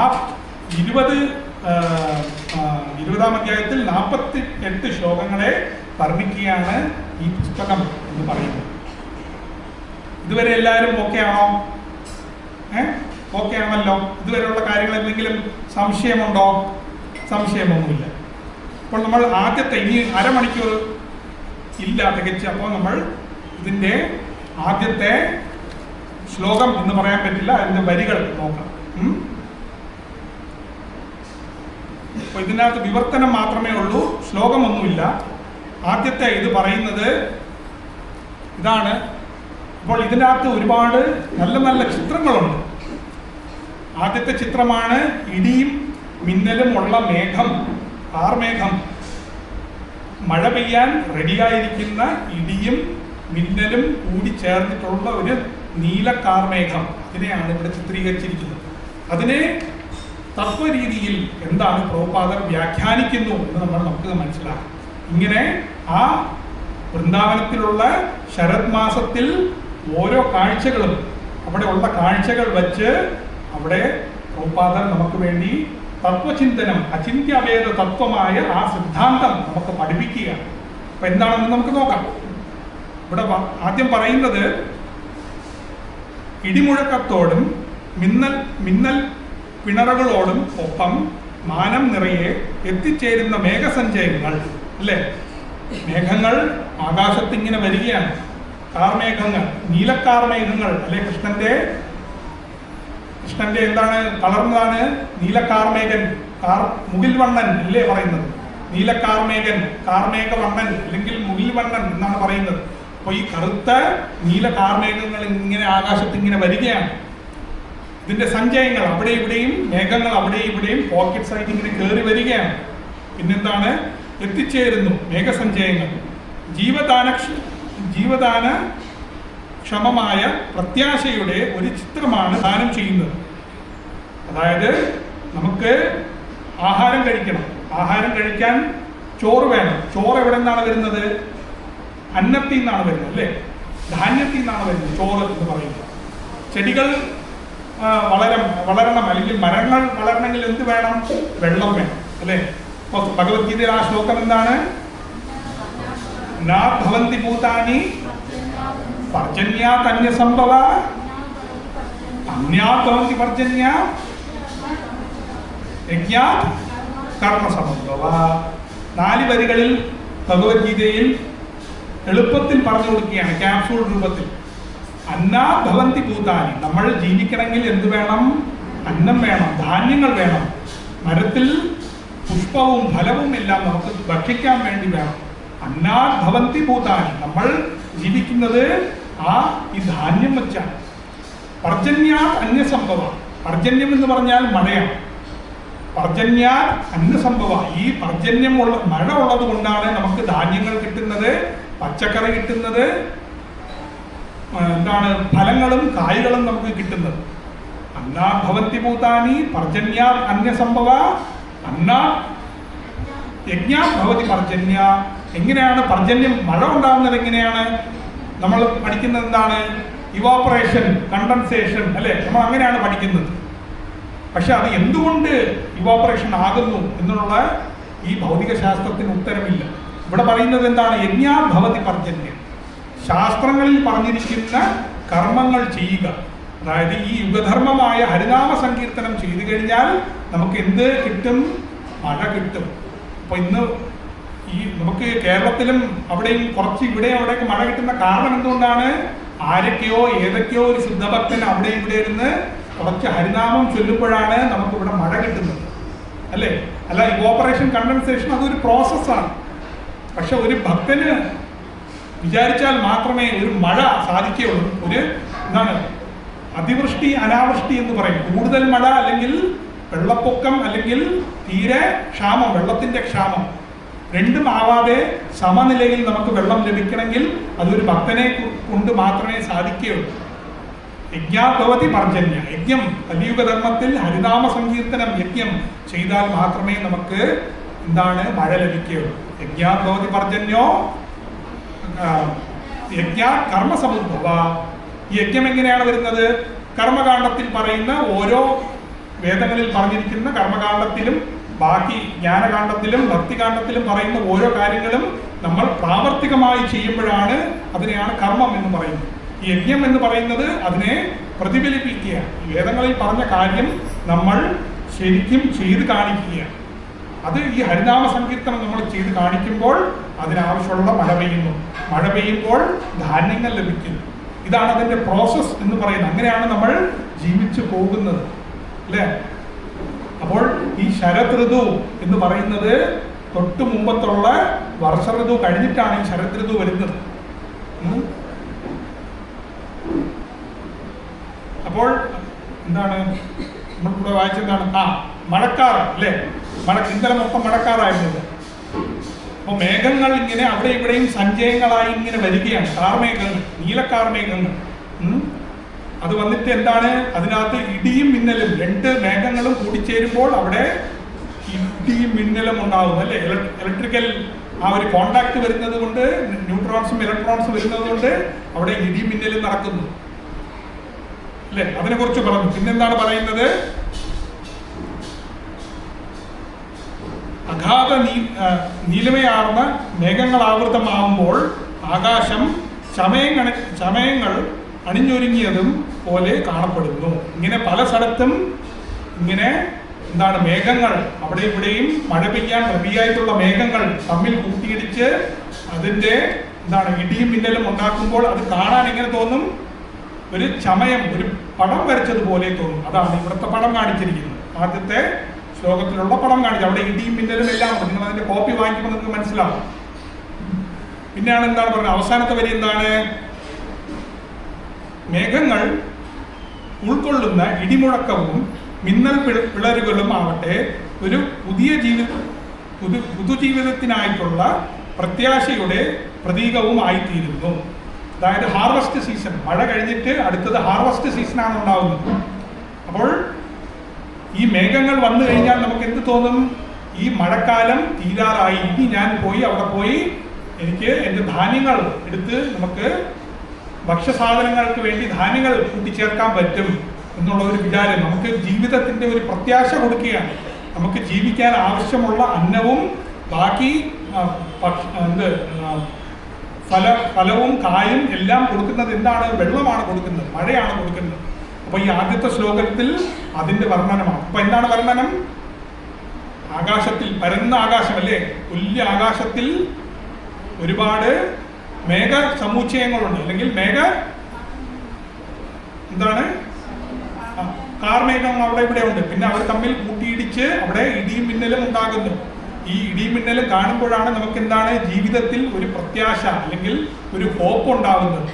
എന്തുകൊണ്ടാണ്? നമുക്ക് അന്നദാനം, നമുക്ക് അന്നം ലഭിക്കാൻ പോവുകയാണ് എന്നുള്ള ഒരു പ്രത്യാശ. അതാണ് ഇതിൻ്റെ ശ്ലോകത്തിൻ്റെ വിവർത്തനം എന്ന് പറയുന്നത്. അതിൻ്റെ വ്യാഖ്യാനം പ്രഭുപാദ് പറയുന്നത്, പ്രശാന്തവും അനന്തവിസ്തൃതമായ ആകാശത്തെ പരമ്പൊരുളുമായും തുലനം ചെയ്യപ്പെട്ടിരിക്കുന്നു. എന്താണ് ഈ ആകാശം? ഈ വലിയ ആകാശം, അതിൻ്റെ ഒരു ചെറിയ ഭാഗത്തിൽ മാത്രമാണ് ഈ മേഘങ്ങളുള്ളത്, അല്ലേ? ചിലപ്പം കേരളത്തിൽ, തിരുവനന്തപുരത്തിൽ മഴ പെയ്യുമ്പോൾ കൊച്ചിയിൽ വിളിച്ചു ചോദിച്ചാൽ എന്ത് പറയും? ഇവിടെ മഴയൊന്നുമില്ല എന്ന് പറയും, അല്ലേ? ആ മേഘാവൃതം എവിടെയാണ്?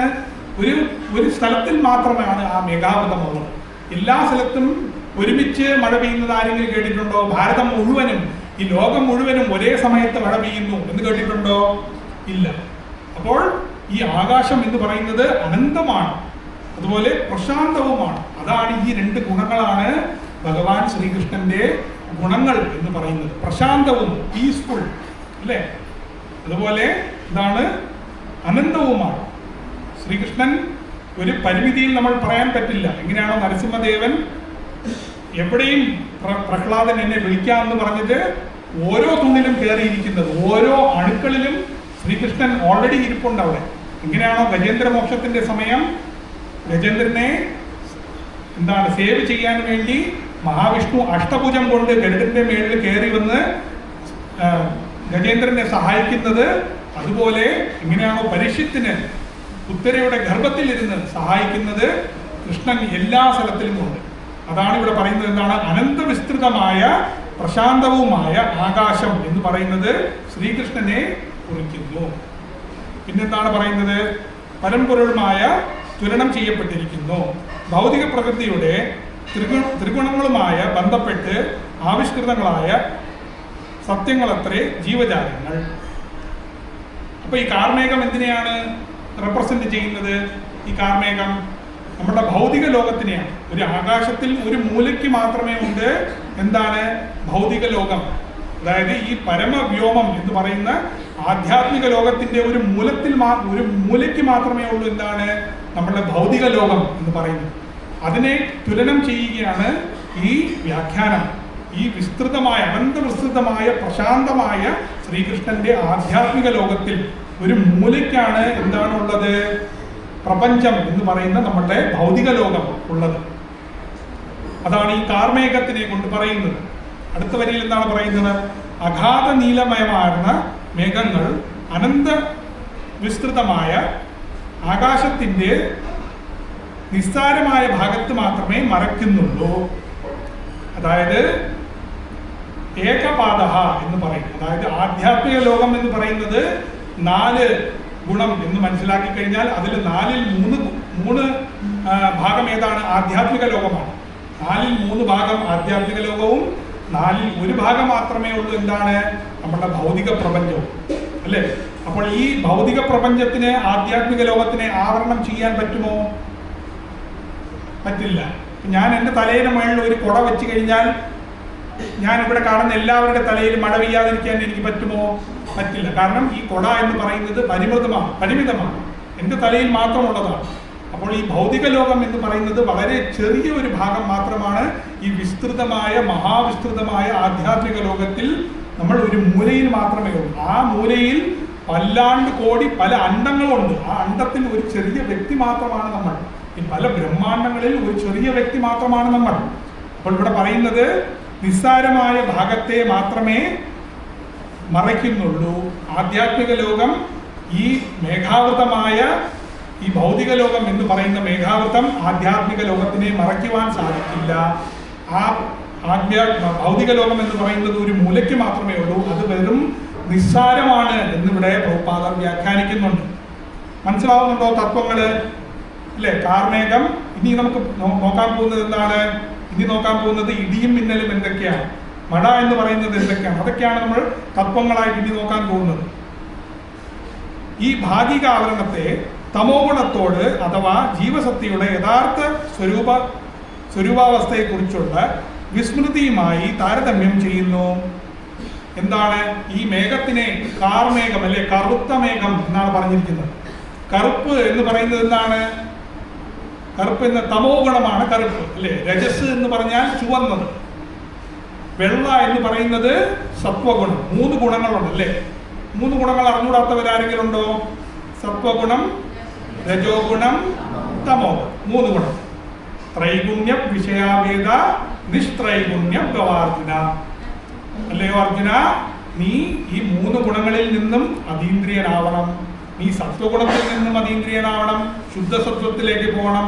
നീ രജോ ഗുണത്തിലാണെങ്കിൽ അടുത്ത സത്വഗുണമായ അടുത്ത ഗുണത്തിലേക്ക് പോകണം. നീ തമോ ഗുണത്തിലാണെങ്കിൽ അടുത്ത രജോ ഗുണത്തിലേക്ക് നീ പോകാൻ ശ്രമിക്കണം. തമോ ഗുണത്തിൽ ആരും നിൽക്കാൻ പാടില്ല. അസതോമ സദ്ഗമയ തമസോമ ജ്യോതിർഗമയ.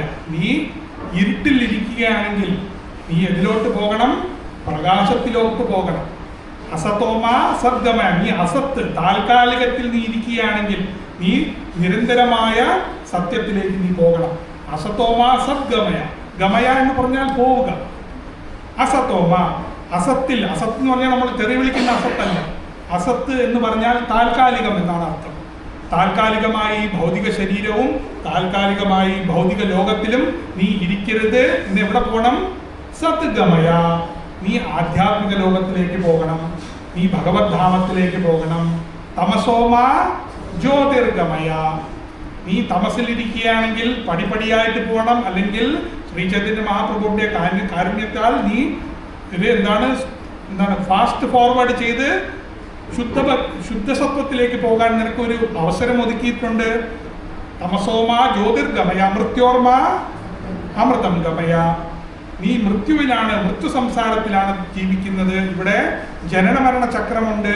നീ ഒരു ദിവസം ജനിച്ചു, ഒരു ദിവസം നീ മരിക്കാൻ പോവുകയാണ്. തമസോമ ജ്യോതിർഗമയ മൃത്യോർമ അമൃതം ഗമയ. മൃതമില്ലാത്ത, മരണമില്ലാത്ത സ്ഥലത്തേക്ക്, ഈ ജനനമരണ ചക്രം ഇല്ലാത്ത ഒരു സ്ഥലത്തേക്ക് നീ പോവുക. ഇതൊക്കെയാണ് നമുക്ക് ഉപനിഷത്ത് പറയുന്നത്, അല്ലേ? അപ്പോൾ ഇവിടെ പറഞ്ഞു വന്നത് എന്താണ്?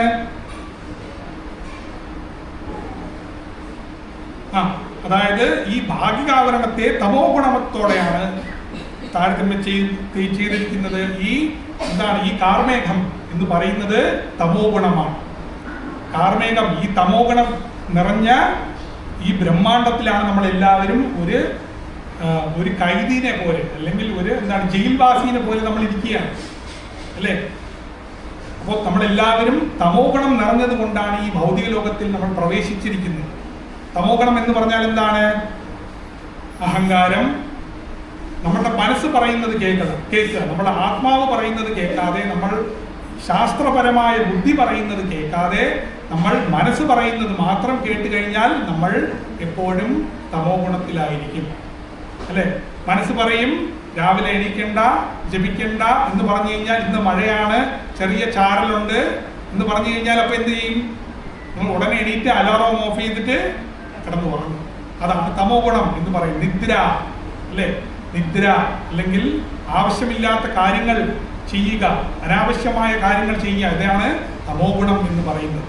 രജോ ഗുണം എന്ന് പറഞ്ഞാൽ എന്താണ്?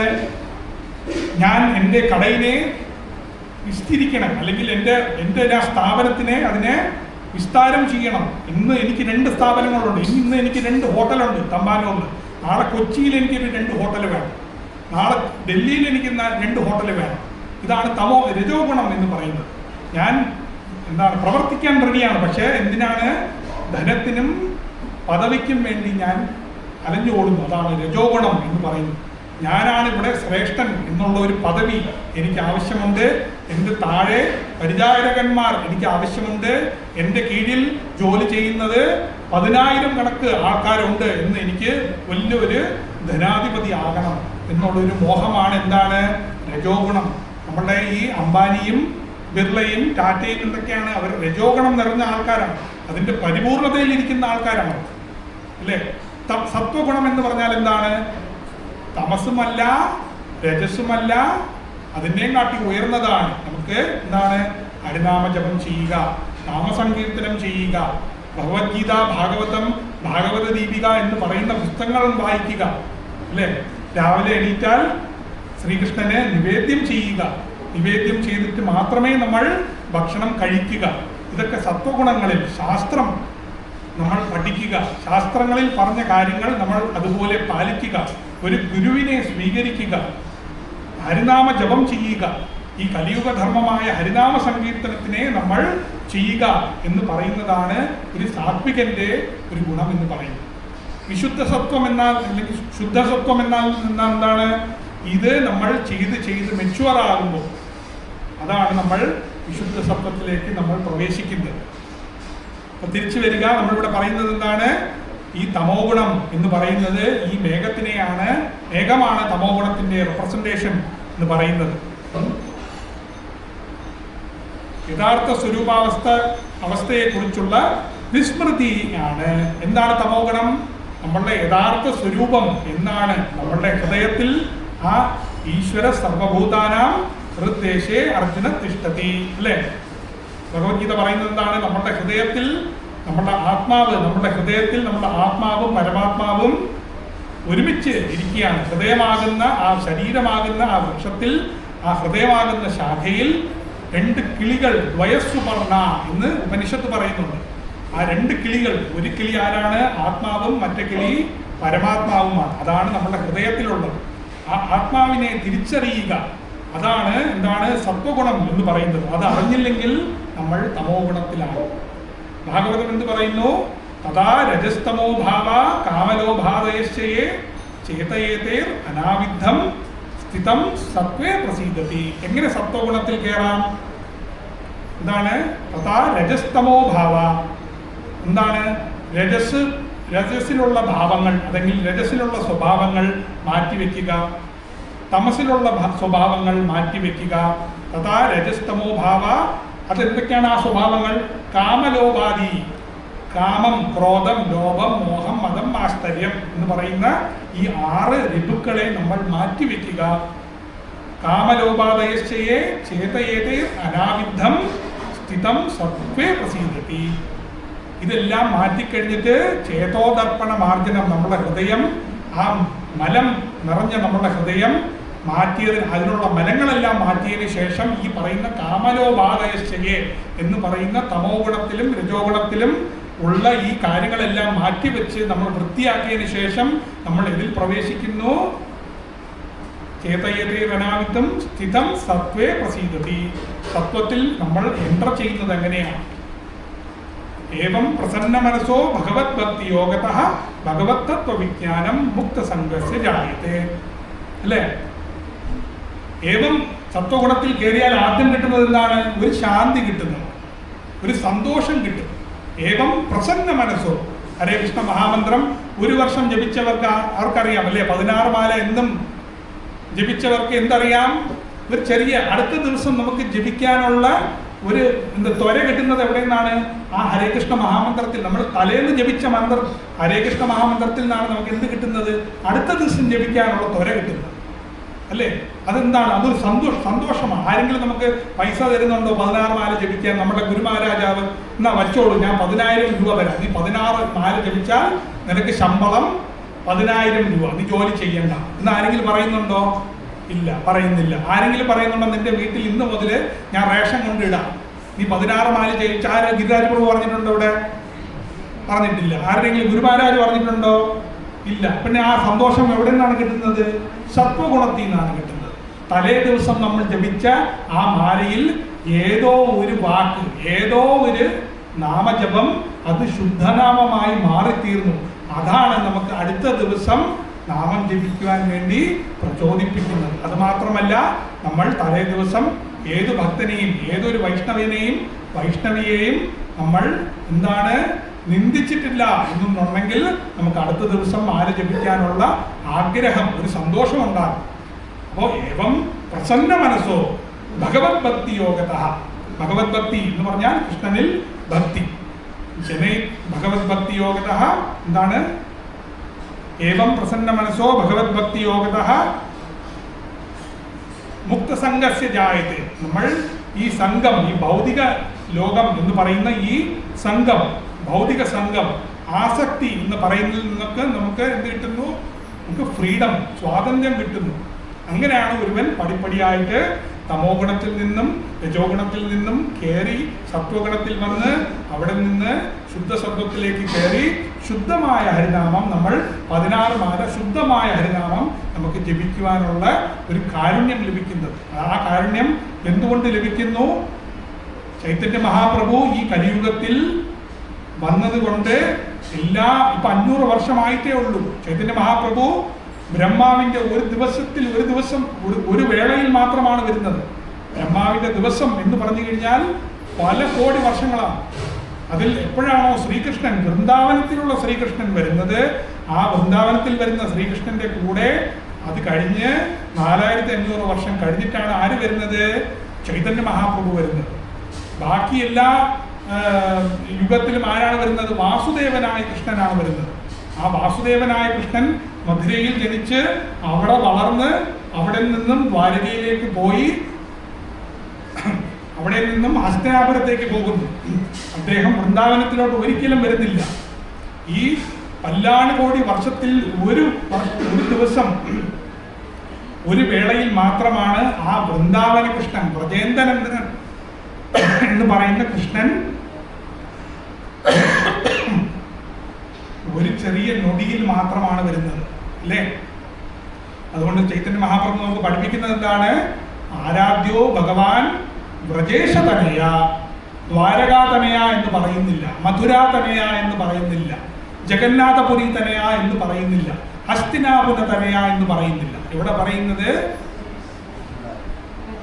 ആരാധ്യോ ഭഗവാൻ വ്രജേശതനയ വളരെ വിരളമായിട്ട് കിട്ടുന്ന ഒരു അവസരമാണ് ഈ കലിയുഗത്തിൽ നമ്മളിപ്പോൾ ജീവിച്ചുകൊണ്ടിരിക്കുന്ന ഈ സമയം എന്ന് പറയുന്നത്, അല്ലേ? ആരാധ്യോ ഭഗവാൻ വ്രജേശതനയ തദ്ധാമ വൃന്ദാവനി. ആ കൃഷ്ണൻ ഏത് സ്ഥലത്തിൽ എന്ന അദ്ദേഹത്തിന്റെ അഡ്രസ് എന്താണ്? വൃന്ദാവന കൃഷ്ണനാണ് അദ്ദേഹം. അതാണ് ചൈതന്യ മഹാപ്രഭു നമുക്ക് പഠിപ്പിക്കുന്നത്. ആരാധ്യോ, ആരെയാണ് ആരാധിക്കേണ്ടത്? ഒരേ ഒരു വ്യക്തിയെ, ഒരേ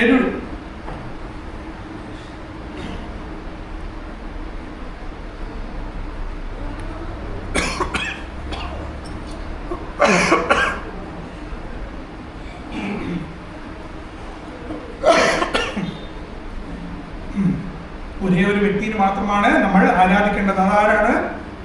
ആരാധ്യോ ഭഗവാൻ വ്രജേശതനയ, അല്ലേ? വ്രജേന്ദ്രനന്ദന കൃഷ്ണനെ മാത്രമേ നമ്മൾ ആരാധിക്കാൻ പറ്റത്തുള്ളൂ.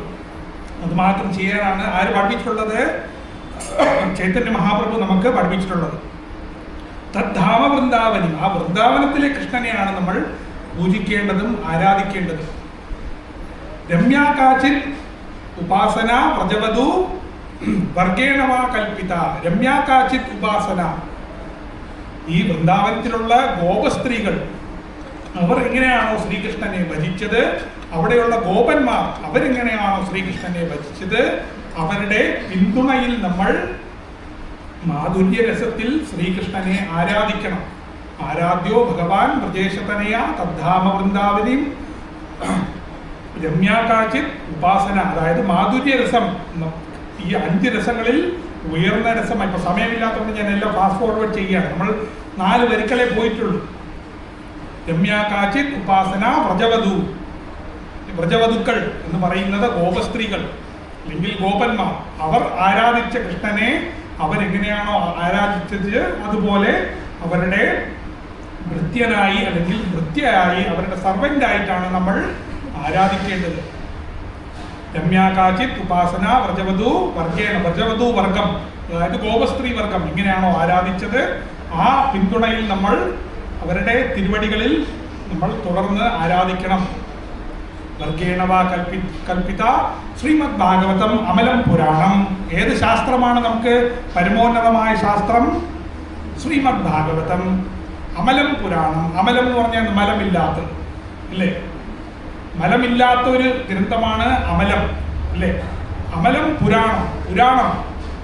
കാരണം നമുക്ക് ഈ കലിയുഗത്തിൽ വേദങ്ങളും ഉപനിഷത്തുകളും വേദാന്ത സൂത്രങ്ങളും ഒക്കെ മനസ്സിലാക്കാനുള്ള ബുദ്ധിയും ശേഷിയും ആ സൂക്ഷ്മ ബുദ്ധിയും ഒന്നും നമുക്ക് ഇല്ലാത്തത് കൊണ്ട് പുരാണങ്ങൾ വായിക്കാനാണ് കലിയുഗത്തിൽ പറഞ്ഞിരിക്കുന്നത്.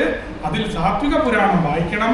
6 സാത്വിക പുരാണത്തിൽ മഹാഭാഗവതം ശ്രീമദ് ഭാഗവതമാണ് എന്നാണ് തിലകമായ പുരാണം, അല്ലെ? അമലമായ പുരാണം. എല്ലാ പുരാണങ്ങളും കൊട്ടിഘോഷിക്കുന്നത് ആരെയാണ്? ശ്രീമദ് ഭാഗവതത്തിനെയാണ്. ഈ 18 പുരാണങ്ങൾ പറയുന്നത് എല്ലാവരും ചൂണ്ടിക്കാണിക്കുന്നത് ആരെയാണ്? ആ സിംഹാസനത്തിൽ ഇരിക്കുന്ന ശ്രീമദ് ഭാഗവതത്തിനെയാണ് നിങ്ങൾ അവസാനം അല്ലെങ്കിൽ ആദ്യമായി വായിച്ചു തുടങ്ങേണ്ടത് എന്ന് എല്ലാ പുരാണവും എടുത്തു കാണിക്കുന്നുണ്ട്. പുരാണം രചിച്ച വ്യാസദേവനും അത് തന്നെയാണ് പറയുന്നത്. ശ്രീമദ് ഭാഗവതം അമലം പുരാണം ശ്രീ ചൈതന്യ മഹാപ്രഭോർ മതിരിതം തത്രാധരാത്മപരഃ. അതാണ് ആ ശ്ലോകം മുഴുവൻ. ശ്രീചൈതന്യ മഹാപ്രഭുയുടെ സിദ്ധാന്തം ഈ അചിന്ത്യ ഭേദ അഭേദ തത്വം എന്ന് പറയുന്ന ഈ സിദ്ധാന്തം ഇതാണ്. വൃന്ദാവനത്തിലുള്ള ശ്രീകൃഷ്ണനെ ആരാധിക്കുക. ഗോപസ്ത്രീകളും ഗോപന്മാരും ആ പോയ വഴിക്ക് ആ തിരുവടികളിൽ അവർ പറഞ്ഞ നിർദ്ദേശങ്ങൾ നമ്മൾ പാലിച്ച് നമ്മൾ മാധുര്യരസത്തിൽ നമ്മൾ എത്തിച്ചേരാനുള്ള ശ്രമം നമ്മൾ എടുക്കുക. ശ്രീമദ് ഭാഗവതം എന്ന് പറയുന്ന അമലപുരാണത്തിനെ നമ്മൾ പഠിച്ച് മനസ്സിലാക്കുക. വായിച്ചല്ല, പഠിച്ച് മനസ്സിലാക്കുക. അമലം പുരാണം ശ്രീ ചൈതന്യ മഹാപ്രഭു മതമിതം. ഇതാണ് ശ്രീ ചൈതന്യ മഹാപ്രഭുവിന്റെ മതം എന്ന് പറയുന്നത്. തത്ര അധരാത്മപരഃ. ഇതിനെ താഴെ വേറെ ഒന്നുമില്ല എന്ന് തെളിയിച്ച് പറയുകയാണ് ചൈതന്യ മഹാപ്രഭു, അല്ലേ? ഈ ചൈതന്യ മഹാപ്രഭുവിന്റെ സന്ദേശം കൊടുക്കാനാണ് ശ്രീല പ്രഭുപാദർ പാശ്ചാത്യ ദേശത്തിൽ പോകാൻ വേണ്ടി ആദ്യം എഴുതിയ പുസ്തകത്തിൽ നമ്മൾ ആദ്യത്തെ കുറച്ച് വരികൾ മാത്രമേ വായിച്ചിട്ടുള്ളൂ. സമയമുണ്ടോ? കുറച്ചുകൂടെ സമയം ഓഫറിങ് കഴിയുന്നു അല്ലേ? അപ്പൊ നമ്മൾ ഇതുവരെ എന്തൊക്കെ നോക്കി? എന്താണ് നോക്കിയത്? ഈ ശ്ലോകത്തിൽ ആദ്യം നോക്കിയത് എന്താണ്? കാർമേഘം, ഇടി, മിന്നല്, ഒരു പ്രത്യാശ അല്ലേ? ആകാശം, കാർമേഘം, ഇടി, മിന്നല്, പ്രത്യാശ. അതിനെ വിവരിക്കുന്നത് എന്താണ്? ഇതുവരെ നമ്മൾ മനസ്സിലാക്കിയത് എന്താണ്? ആധ്യാത്മിക ലോകമുണ്ട്, ഭൗതിക ലോകമുണ്ട്. ആധ്യാത്മിക ലോകം എന്ന് പറയുന്നത് വിസ്തീർണമായ, അനന്തമായ, പ്രശാന്തമായ ആകാശത്തിന്റെ പോലെയാണ് അല്ലെ? ആകാശത്തിൽ എന്തെങ്കിലും ശബ്ദം കേൾക്കാൻ പറ്റും? നമ്മളൊരു ഈ ഫ്ലൈറ്റിലൊക്കെ ചില പേര് പോകുമ്പോൾ മേളിൽ പോയി കഴിഞ്ഞാൽ എന്താണ്, താഴെ ഒന്നും സൗണ്ട് ഒന്നും കേൾക്കത്തില്ല. താഴെ ചിലപ്പം അവരുടെ എന്താണ് ഭർത്താവും ഭാര്യയും തമ്മിൽ അടികൂടുന്ന ഒരു വലിയ ശബ്ദമായിരിക്കും, പാത്രങ്ങൾ എറിയുന്ന ശബ്ദമായിരിക്കും. പക്ഷെ നമ്മൾ ഒരു 500 അടി മുകളിൽ പോയി കഴിഞ്ഞാൽ അതൊക്കെ കേൾക്കുമോ? ഇല്ല, കേൾക്കത്തില്ല. അപ്പോൾ എന്താണ്? ആകാശം എന്ന് പറയുന്നത് പ്രശാന്തമാണ്. ആ ഒരു ഗുണമാണ് ശ്രീകൃഷ്ണ ഭഗവാനിൻ്റെ അല്ലേ? ആ വിസ്തീർണമായ ആകാശം, ആ വിസ്തീർണമായ ആധ്യാത്മിക ലോകത്തിൽ ഒരു മൂലയിൽ ഇരിക്കുന്നത് മാത്രം എന്താണ്? ഭൗതിക ലോകം എന്ന് പറയുന്നത് ആ ഇരുണ്ട കാർമേഘം. ആ ഇരുണ്ട കാർമേഘത്തും എന്തിനെയാണ് ചൂണ്ടിക്കാണിക്കുന്നത്?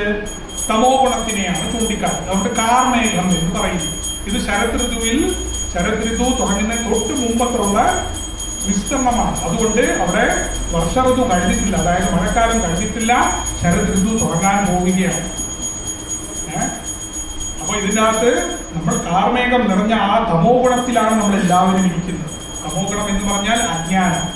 ശ്രീകൃഷ്ണനാണ് ഭഗവാൻ. നേരത്തെ പറഞ്ഞ 3 തത്വങ്ങൾ അല്ലെ? ഈശ്വര തത്വം, ജീവതത്വം, പ്രകൃതി തത്വം. ഈ 3 തത്വത്തിനെ നമ്മൾ മനസ്സിലാക്കാതെ, അതിൻ്റെ ബന്ധം മനസ്സിലാക്കാതെ, ശ്രീകൃഷ്ണ ഭഗവാനാണ് ഈ പ്രകൃതിയുടെയും ജീവസത്വത്തിൻ്റെയും സ്രോതസ് എന്ന് മനസ്സിലാക്കുന്നത്. അതാണ് ഈ അജ്ഞാനം എന്ന് പറയുന്നത്.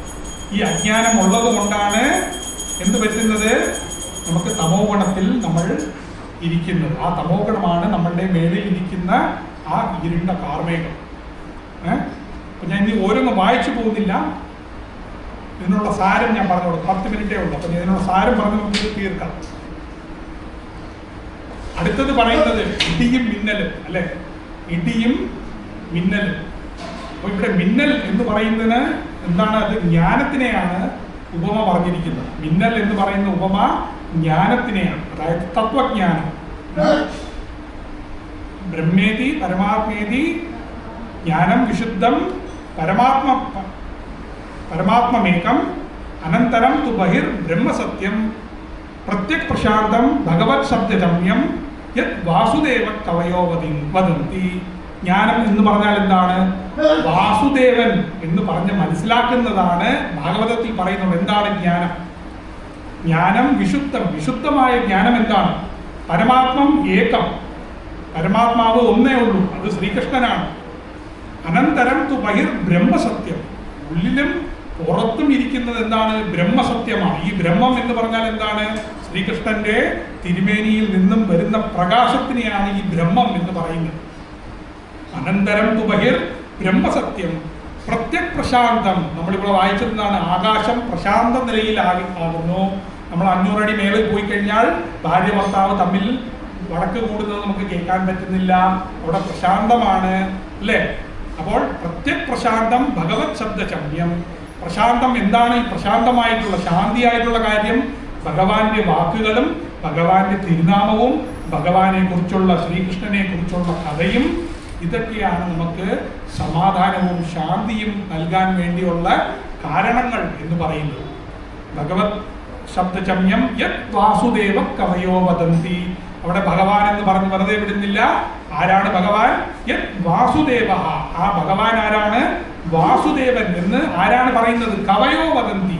സാമാന്യമായിട്ടുള്ള രാഷ്ട്രീയക്കാരും സാമാന്യമായുള്ള സമൂഹവാദികളും സാമാന്യമായിട്ടുള്ള നിരീശ്വരവാദികളും സാമാന്യമായിട്ടുള്ള ഞാനും നിങ്ങളും പോലെയുള്ള വ്യക്തികളല്ല. കവയഹ വദന്തി. ആരാണ് കവികൾ? കവികൾ എന്ന് പറഞ്ഞാൽ മഹാബുദ്ധിമാൻ, ശാസ്ത്രത്തിൽ നൈപുണ്യം നേടിയ വ്യക്തികൾ. അവർ കൂട്ടി തീരുമാനിച്ചതാണ് എന്താണ്? യത് വാസുദേവ കവയോ വദന്തി ഭഗവാൻ യേശഃ. ഈ ജ്ഞാനം, വിശുദ്ധമായ ജ്ഞാനം, ഈ മിന്നൽ എന്ന് പറഞ്ഞ് റെപ്രസെന്റ് ചെയ്യുന്ന ജ്ഞാനം, അത് അതീന്ദ്രിയമായ ജ്ഞാനം. ശബ്ദം, ശബ്ദം എന്താണെന്ന് പറയുന്നത് എന്താണ്? വേദങ്ങളെ എന്താണ് പറയുന്നത്? ശബ്ദം, ശബ്ദബ്രഹ്മം എന്നാണ് പറയുന്നത്. ഈ ശബ്ദബ്രഹ്മം എന്ന് പറയുന്ന രീതിയിൽ വെച്ച് നമുക്ക് ഹൃദയത്തിലും ആ ചെവി വഴി നമുക്ക് ഹൃദയത്തിൽ പോകുന്ന ആ ജ്ഞാനത്തിനെയാണ് ഈ മിന്നൽ രൂപം കൊണ്ട് താരതമ്യപ്പെടുത്തിയിരിക്കുന്നത്. അടുത്തത് എന്താണ്? ആ ഇടിമിന്നലിനെ കുറിച്ച് പറയുന്നുണ്ട്. ആ മിന്നലിനെ കുറിച്ച് നമ്മൾ പറഞ്ഞു. ഇപ്പൊ വിസ്തൃതമായ ആകാശം, പ്രശാന്തമായ നില, അനന്തമായ ആകാശം, അതിൽ ഒരു കാർമേഘം, ആ കാർമേഘങ്ങൾ കൂടി സഞ്ചയങ്ങൾ അങ്ങോട്ടിങ്ങോട്ട് കൂട്ടിമുട്ടുമ്പോൾ ഇടിയും മിന്നലും ഉണ്ടാകുന്നു. ഈ ഇടി എന്ന് പറഞ്ഞു കഴിഞ്ഞാൽ എന്താണ്?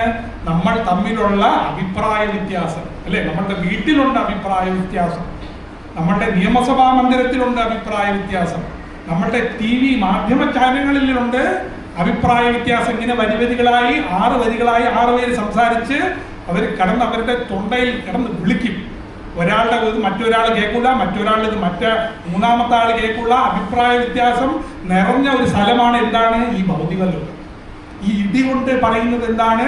നമ്മൾ തമ്മിലുള്ള ഈ ജീവസത്തകൾ ഭൗതിക ലോകത്തിൽ എന്താണ്? തമോഗുണം നിറഞ്ഞ ഈ ജീവസത്തകൾ എന്താണ്? ഇവരാണ് ഈ ഇടികൾ, ഈ ഇടിമുഴക്കം ഉണ്ടാക്കുന്നത് ആരാണ്? നമ്മളാണ് ഉണ്ടാക്കുന്നത്. അവരുടെ പറയാനുള്ള അവർക്ക് കാരണം എന്താണ്? അവർ പറയുന്നത് ഞാൻ എന്റേത്, അല്ലെ? ഞാൻ എന്റേത് അല്ലേ പറയുന്നത്? പുംസാം സ്ത്രീയാ മൈഥുനി ഭാവമേതം തയോർമിതോർ 5-ാം സ്കന്ധം, അല്ലേ? ഋഷഭദേവൻ, നമ്മളുടെ മുതുമുത്തച്ഛൻ ഭരത മഹാരാജാവിന്റെ അച്ഛനായ ഋഷഭദേവൻ എന്താ പറയുന്നത് 5-ാമത്തെ സ്കന്ധത്തിൽ? പുംസാം സ്ത്രീയാ മൈഥുനി ഭാവമേതം തയോർമിതോർ ഹൃദയഗ്രന്ഥിമാഹു. ഒരു പുരുഷനും സ്ത്രീയും ഒന്നു ചേരുന്നു, അവരുടെ തമ്മിൽ മൈഥുനം ഉണ്ടാകുന്നു. തയോർമിതോർ ഹൃദയഗ്രന്ഥിമാഹു. ഈ മൈഥുനമാണ് ഒരു ജീവസത്തെ, ഇത് പുരുഷനായാലും ശരി സ്ത്രീ ആയാലും ശരി, ഈ മൈഥുനമാണ് ഈ ജീവസത്തയെ എന്താണ്? ഹൃദയഗ്രന്ഥിമാഹു. നമ്മുടെ ഹൃദയം, ഗ്രന്ഥി എന്ന് പറഞ്ഞാൽ നോട്ടാണ്. നോട്ട് എന്ന് പറഞ്ഞാൽ കുരുക്ക്. നമ്മൾ പശുക്കൾക്ക് കുരുക്കിടുമല്ലോ, പശു അങ്ങോട്ട് നീങ്ങാതിരിക്കാൻ വേണ്ടി ഒരു കുരുക്കിടുമല്ലോ, അല്ലെങ്കിൽ ജന്തുക്കൾക്ക് പട്ടീനെ നമ്മൾ ലീഷ് ചെയ്ത് വെക്കുമല്ലോ, അതിനാണ് ഗ്രന്ഥി. ഗ്രന്ഥി, ഹൃദയഗ്രന്ഥി എന്ന് പറയുന്നത് നമ്മുടെ ഹൃദയത്തിലുള്ള അങ്ങോട്ടിങ്ങോട്ടുള്ള ബോണ്ട്, ഭാര്യ ഭർത്താവ് തമ്മിലുള്ള ബോണ്ട്, ഒരു കാമുകനും കാമുകിയും തമ്മിലുള്ള ബോണ്ട്. ഈ കാലത്തിൽ കാമുകൻ കാമുകി മാത്രം പറഞ്ഞാൽ പോരാ, കാമുകനും കാമുകനും, കാമുകിയും കാമുകിയും, പിന്നെന്താണ് വേറെ എന്തൊക്കെയോ ഉണ്ട്, പേരുകളൊക്കെ ഉണ്ട്, അല്ലേ? അതുകൊണ്ട് നമ്മൾ അപൂർണമായി പറയുമ്പോൾ എല്ലാം കൂടെ ചേർത്ത് പറയണം. അപ്പൊ ഹൃദയഗ്രന്ഥിമാഹു പുംസാം സ്ത്രീയാ മൈഥുനി ഭാവമേതം തയോർമിതോർ ഹൃദയഗ്രന്ഥിമാഹു. ഈ മൈഥുനം കൊണ്ട് സംഭവിക്കുന്നത് എന്താണ്? ഭാര്യ ഭർത്താവ് അല്ലെങ്കിൽ ഒരു പുരുഷൻ സ്ത്രീ തമ്മിലുള്ള ആ ഗ്രന്ഥി, ആ ഊരാൻ പറ്റാത്ത ഒരു കുരുക്ക് വീഴുന്നു, പല കുരുക്കുകൾ വീഴുന്നു.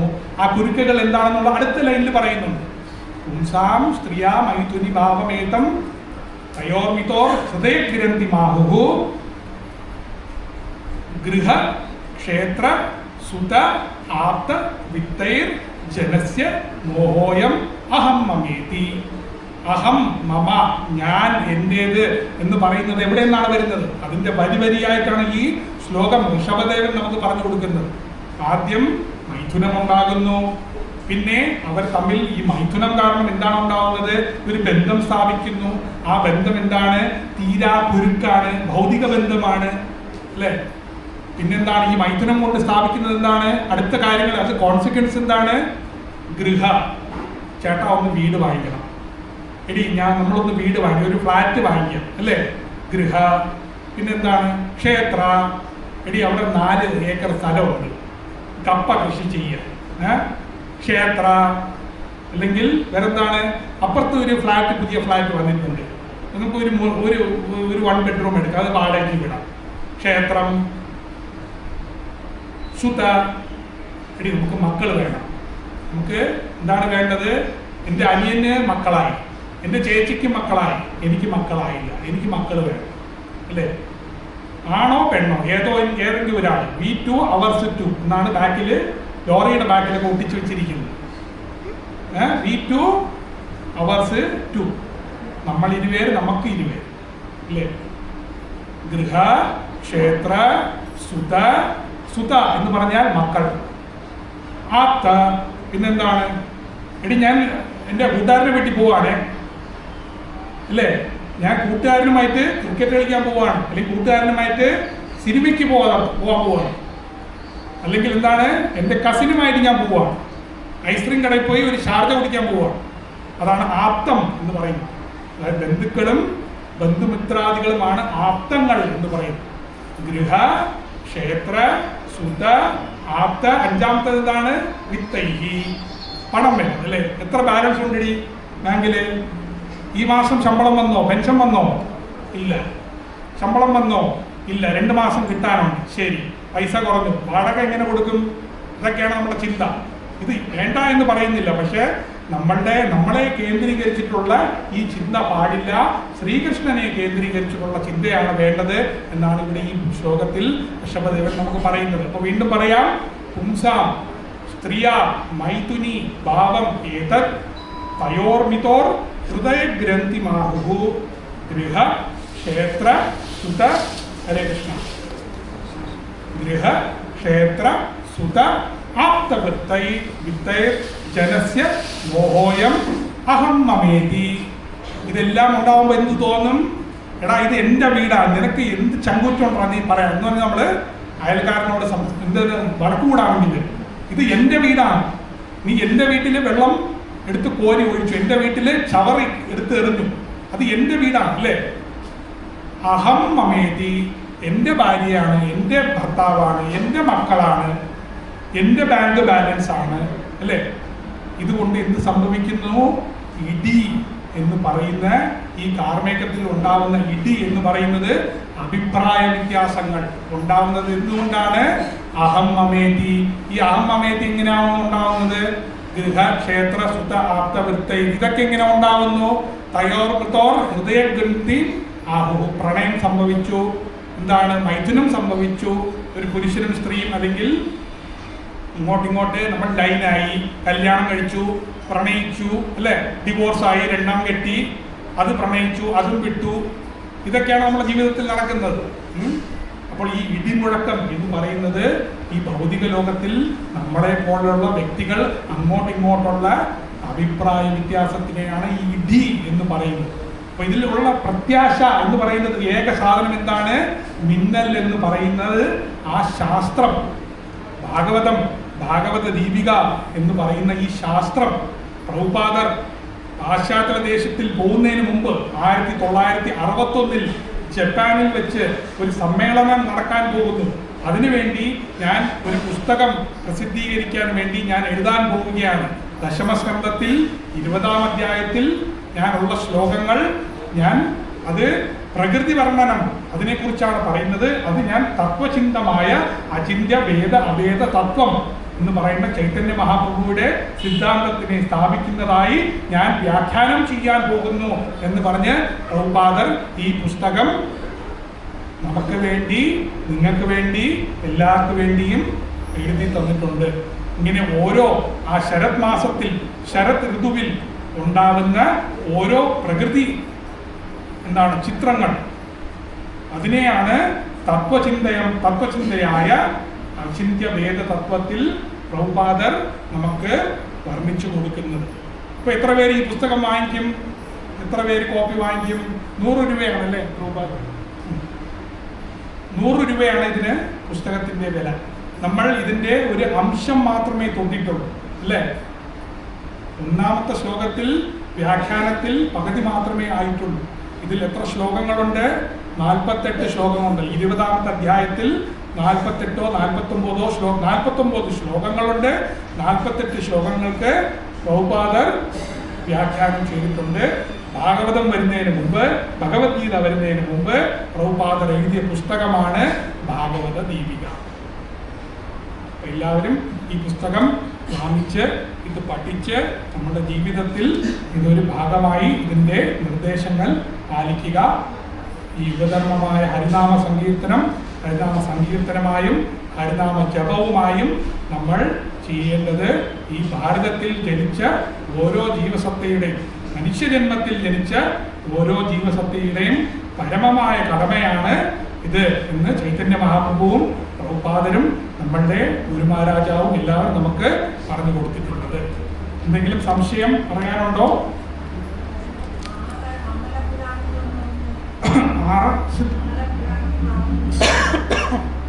അമലപുരാണം ഒന്നേ ഉള്ളൂ. 6 സത്വപുരാണമാണ്. സാത്വിക പുരാണം, സാത്വിക പുരാണം, രാജസിക പുരാണം, 18 പുരാണങ്ങൾ. 18 ഡിവൈഡഡ് ബൈ 3 ഗുണങ്ങളിലാണ് 18 പുരാണമുള്ളത്. അപ്പം 18 ഡിവൈഡഡ് ബൈ 3 ചെയ്തു കഴിഞ്ഞാൽ 6. സത്വഗുണത്തിൽ 6, തമോ ഗുണത്തിൽ 6, രജോ ഗുണത്തിൽ 6. അങ്ങനെ സത്വഗുണത്തിൽ 6 പുരാണങ്ങളിൽ ശ്രേഷ്ഠമായ പുരാണമാണ് ഭാഗവത പുരാണം. അതിലൊരു പുരാണമാണ് ഭാഗവത പുരാണം. അതിൽ ശ്രേഷ്ഠമാണ് എന്ന് പറഞ്ഞ് പുരാണം തന്നെ, ഈ 18 പുരാണം തന്നെ എടുത്ത് കാണിക്കുന്നു. ആ സിംഹാസനത്തിലിരിക്കുന്ന ഭാഗവത പുരാണത്തിലെയാണ് എല്ലാവരും, ഈ പുരാണങ്ങളായ എല്ലാവരും ചൂണ്ടിക്കാണിക്കുന്നത്. അതുകൊണ്ട് തന്നെ കലിയുഗത്തിൽ ഭാഗവത പുരാണം എല്ലാവർക്കും വായിക്കാൻ വേണ്ടി പറയുന്നു. ചൈതന്യ മഹാപ്രഭുവിന്റെ ധർമ്മവും അത് അമലമായ പുരാണം എന്ന് വിശേഷിപ്പിച്ച് പറയുന്നു.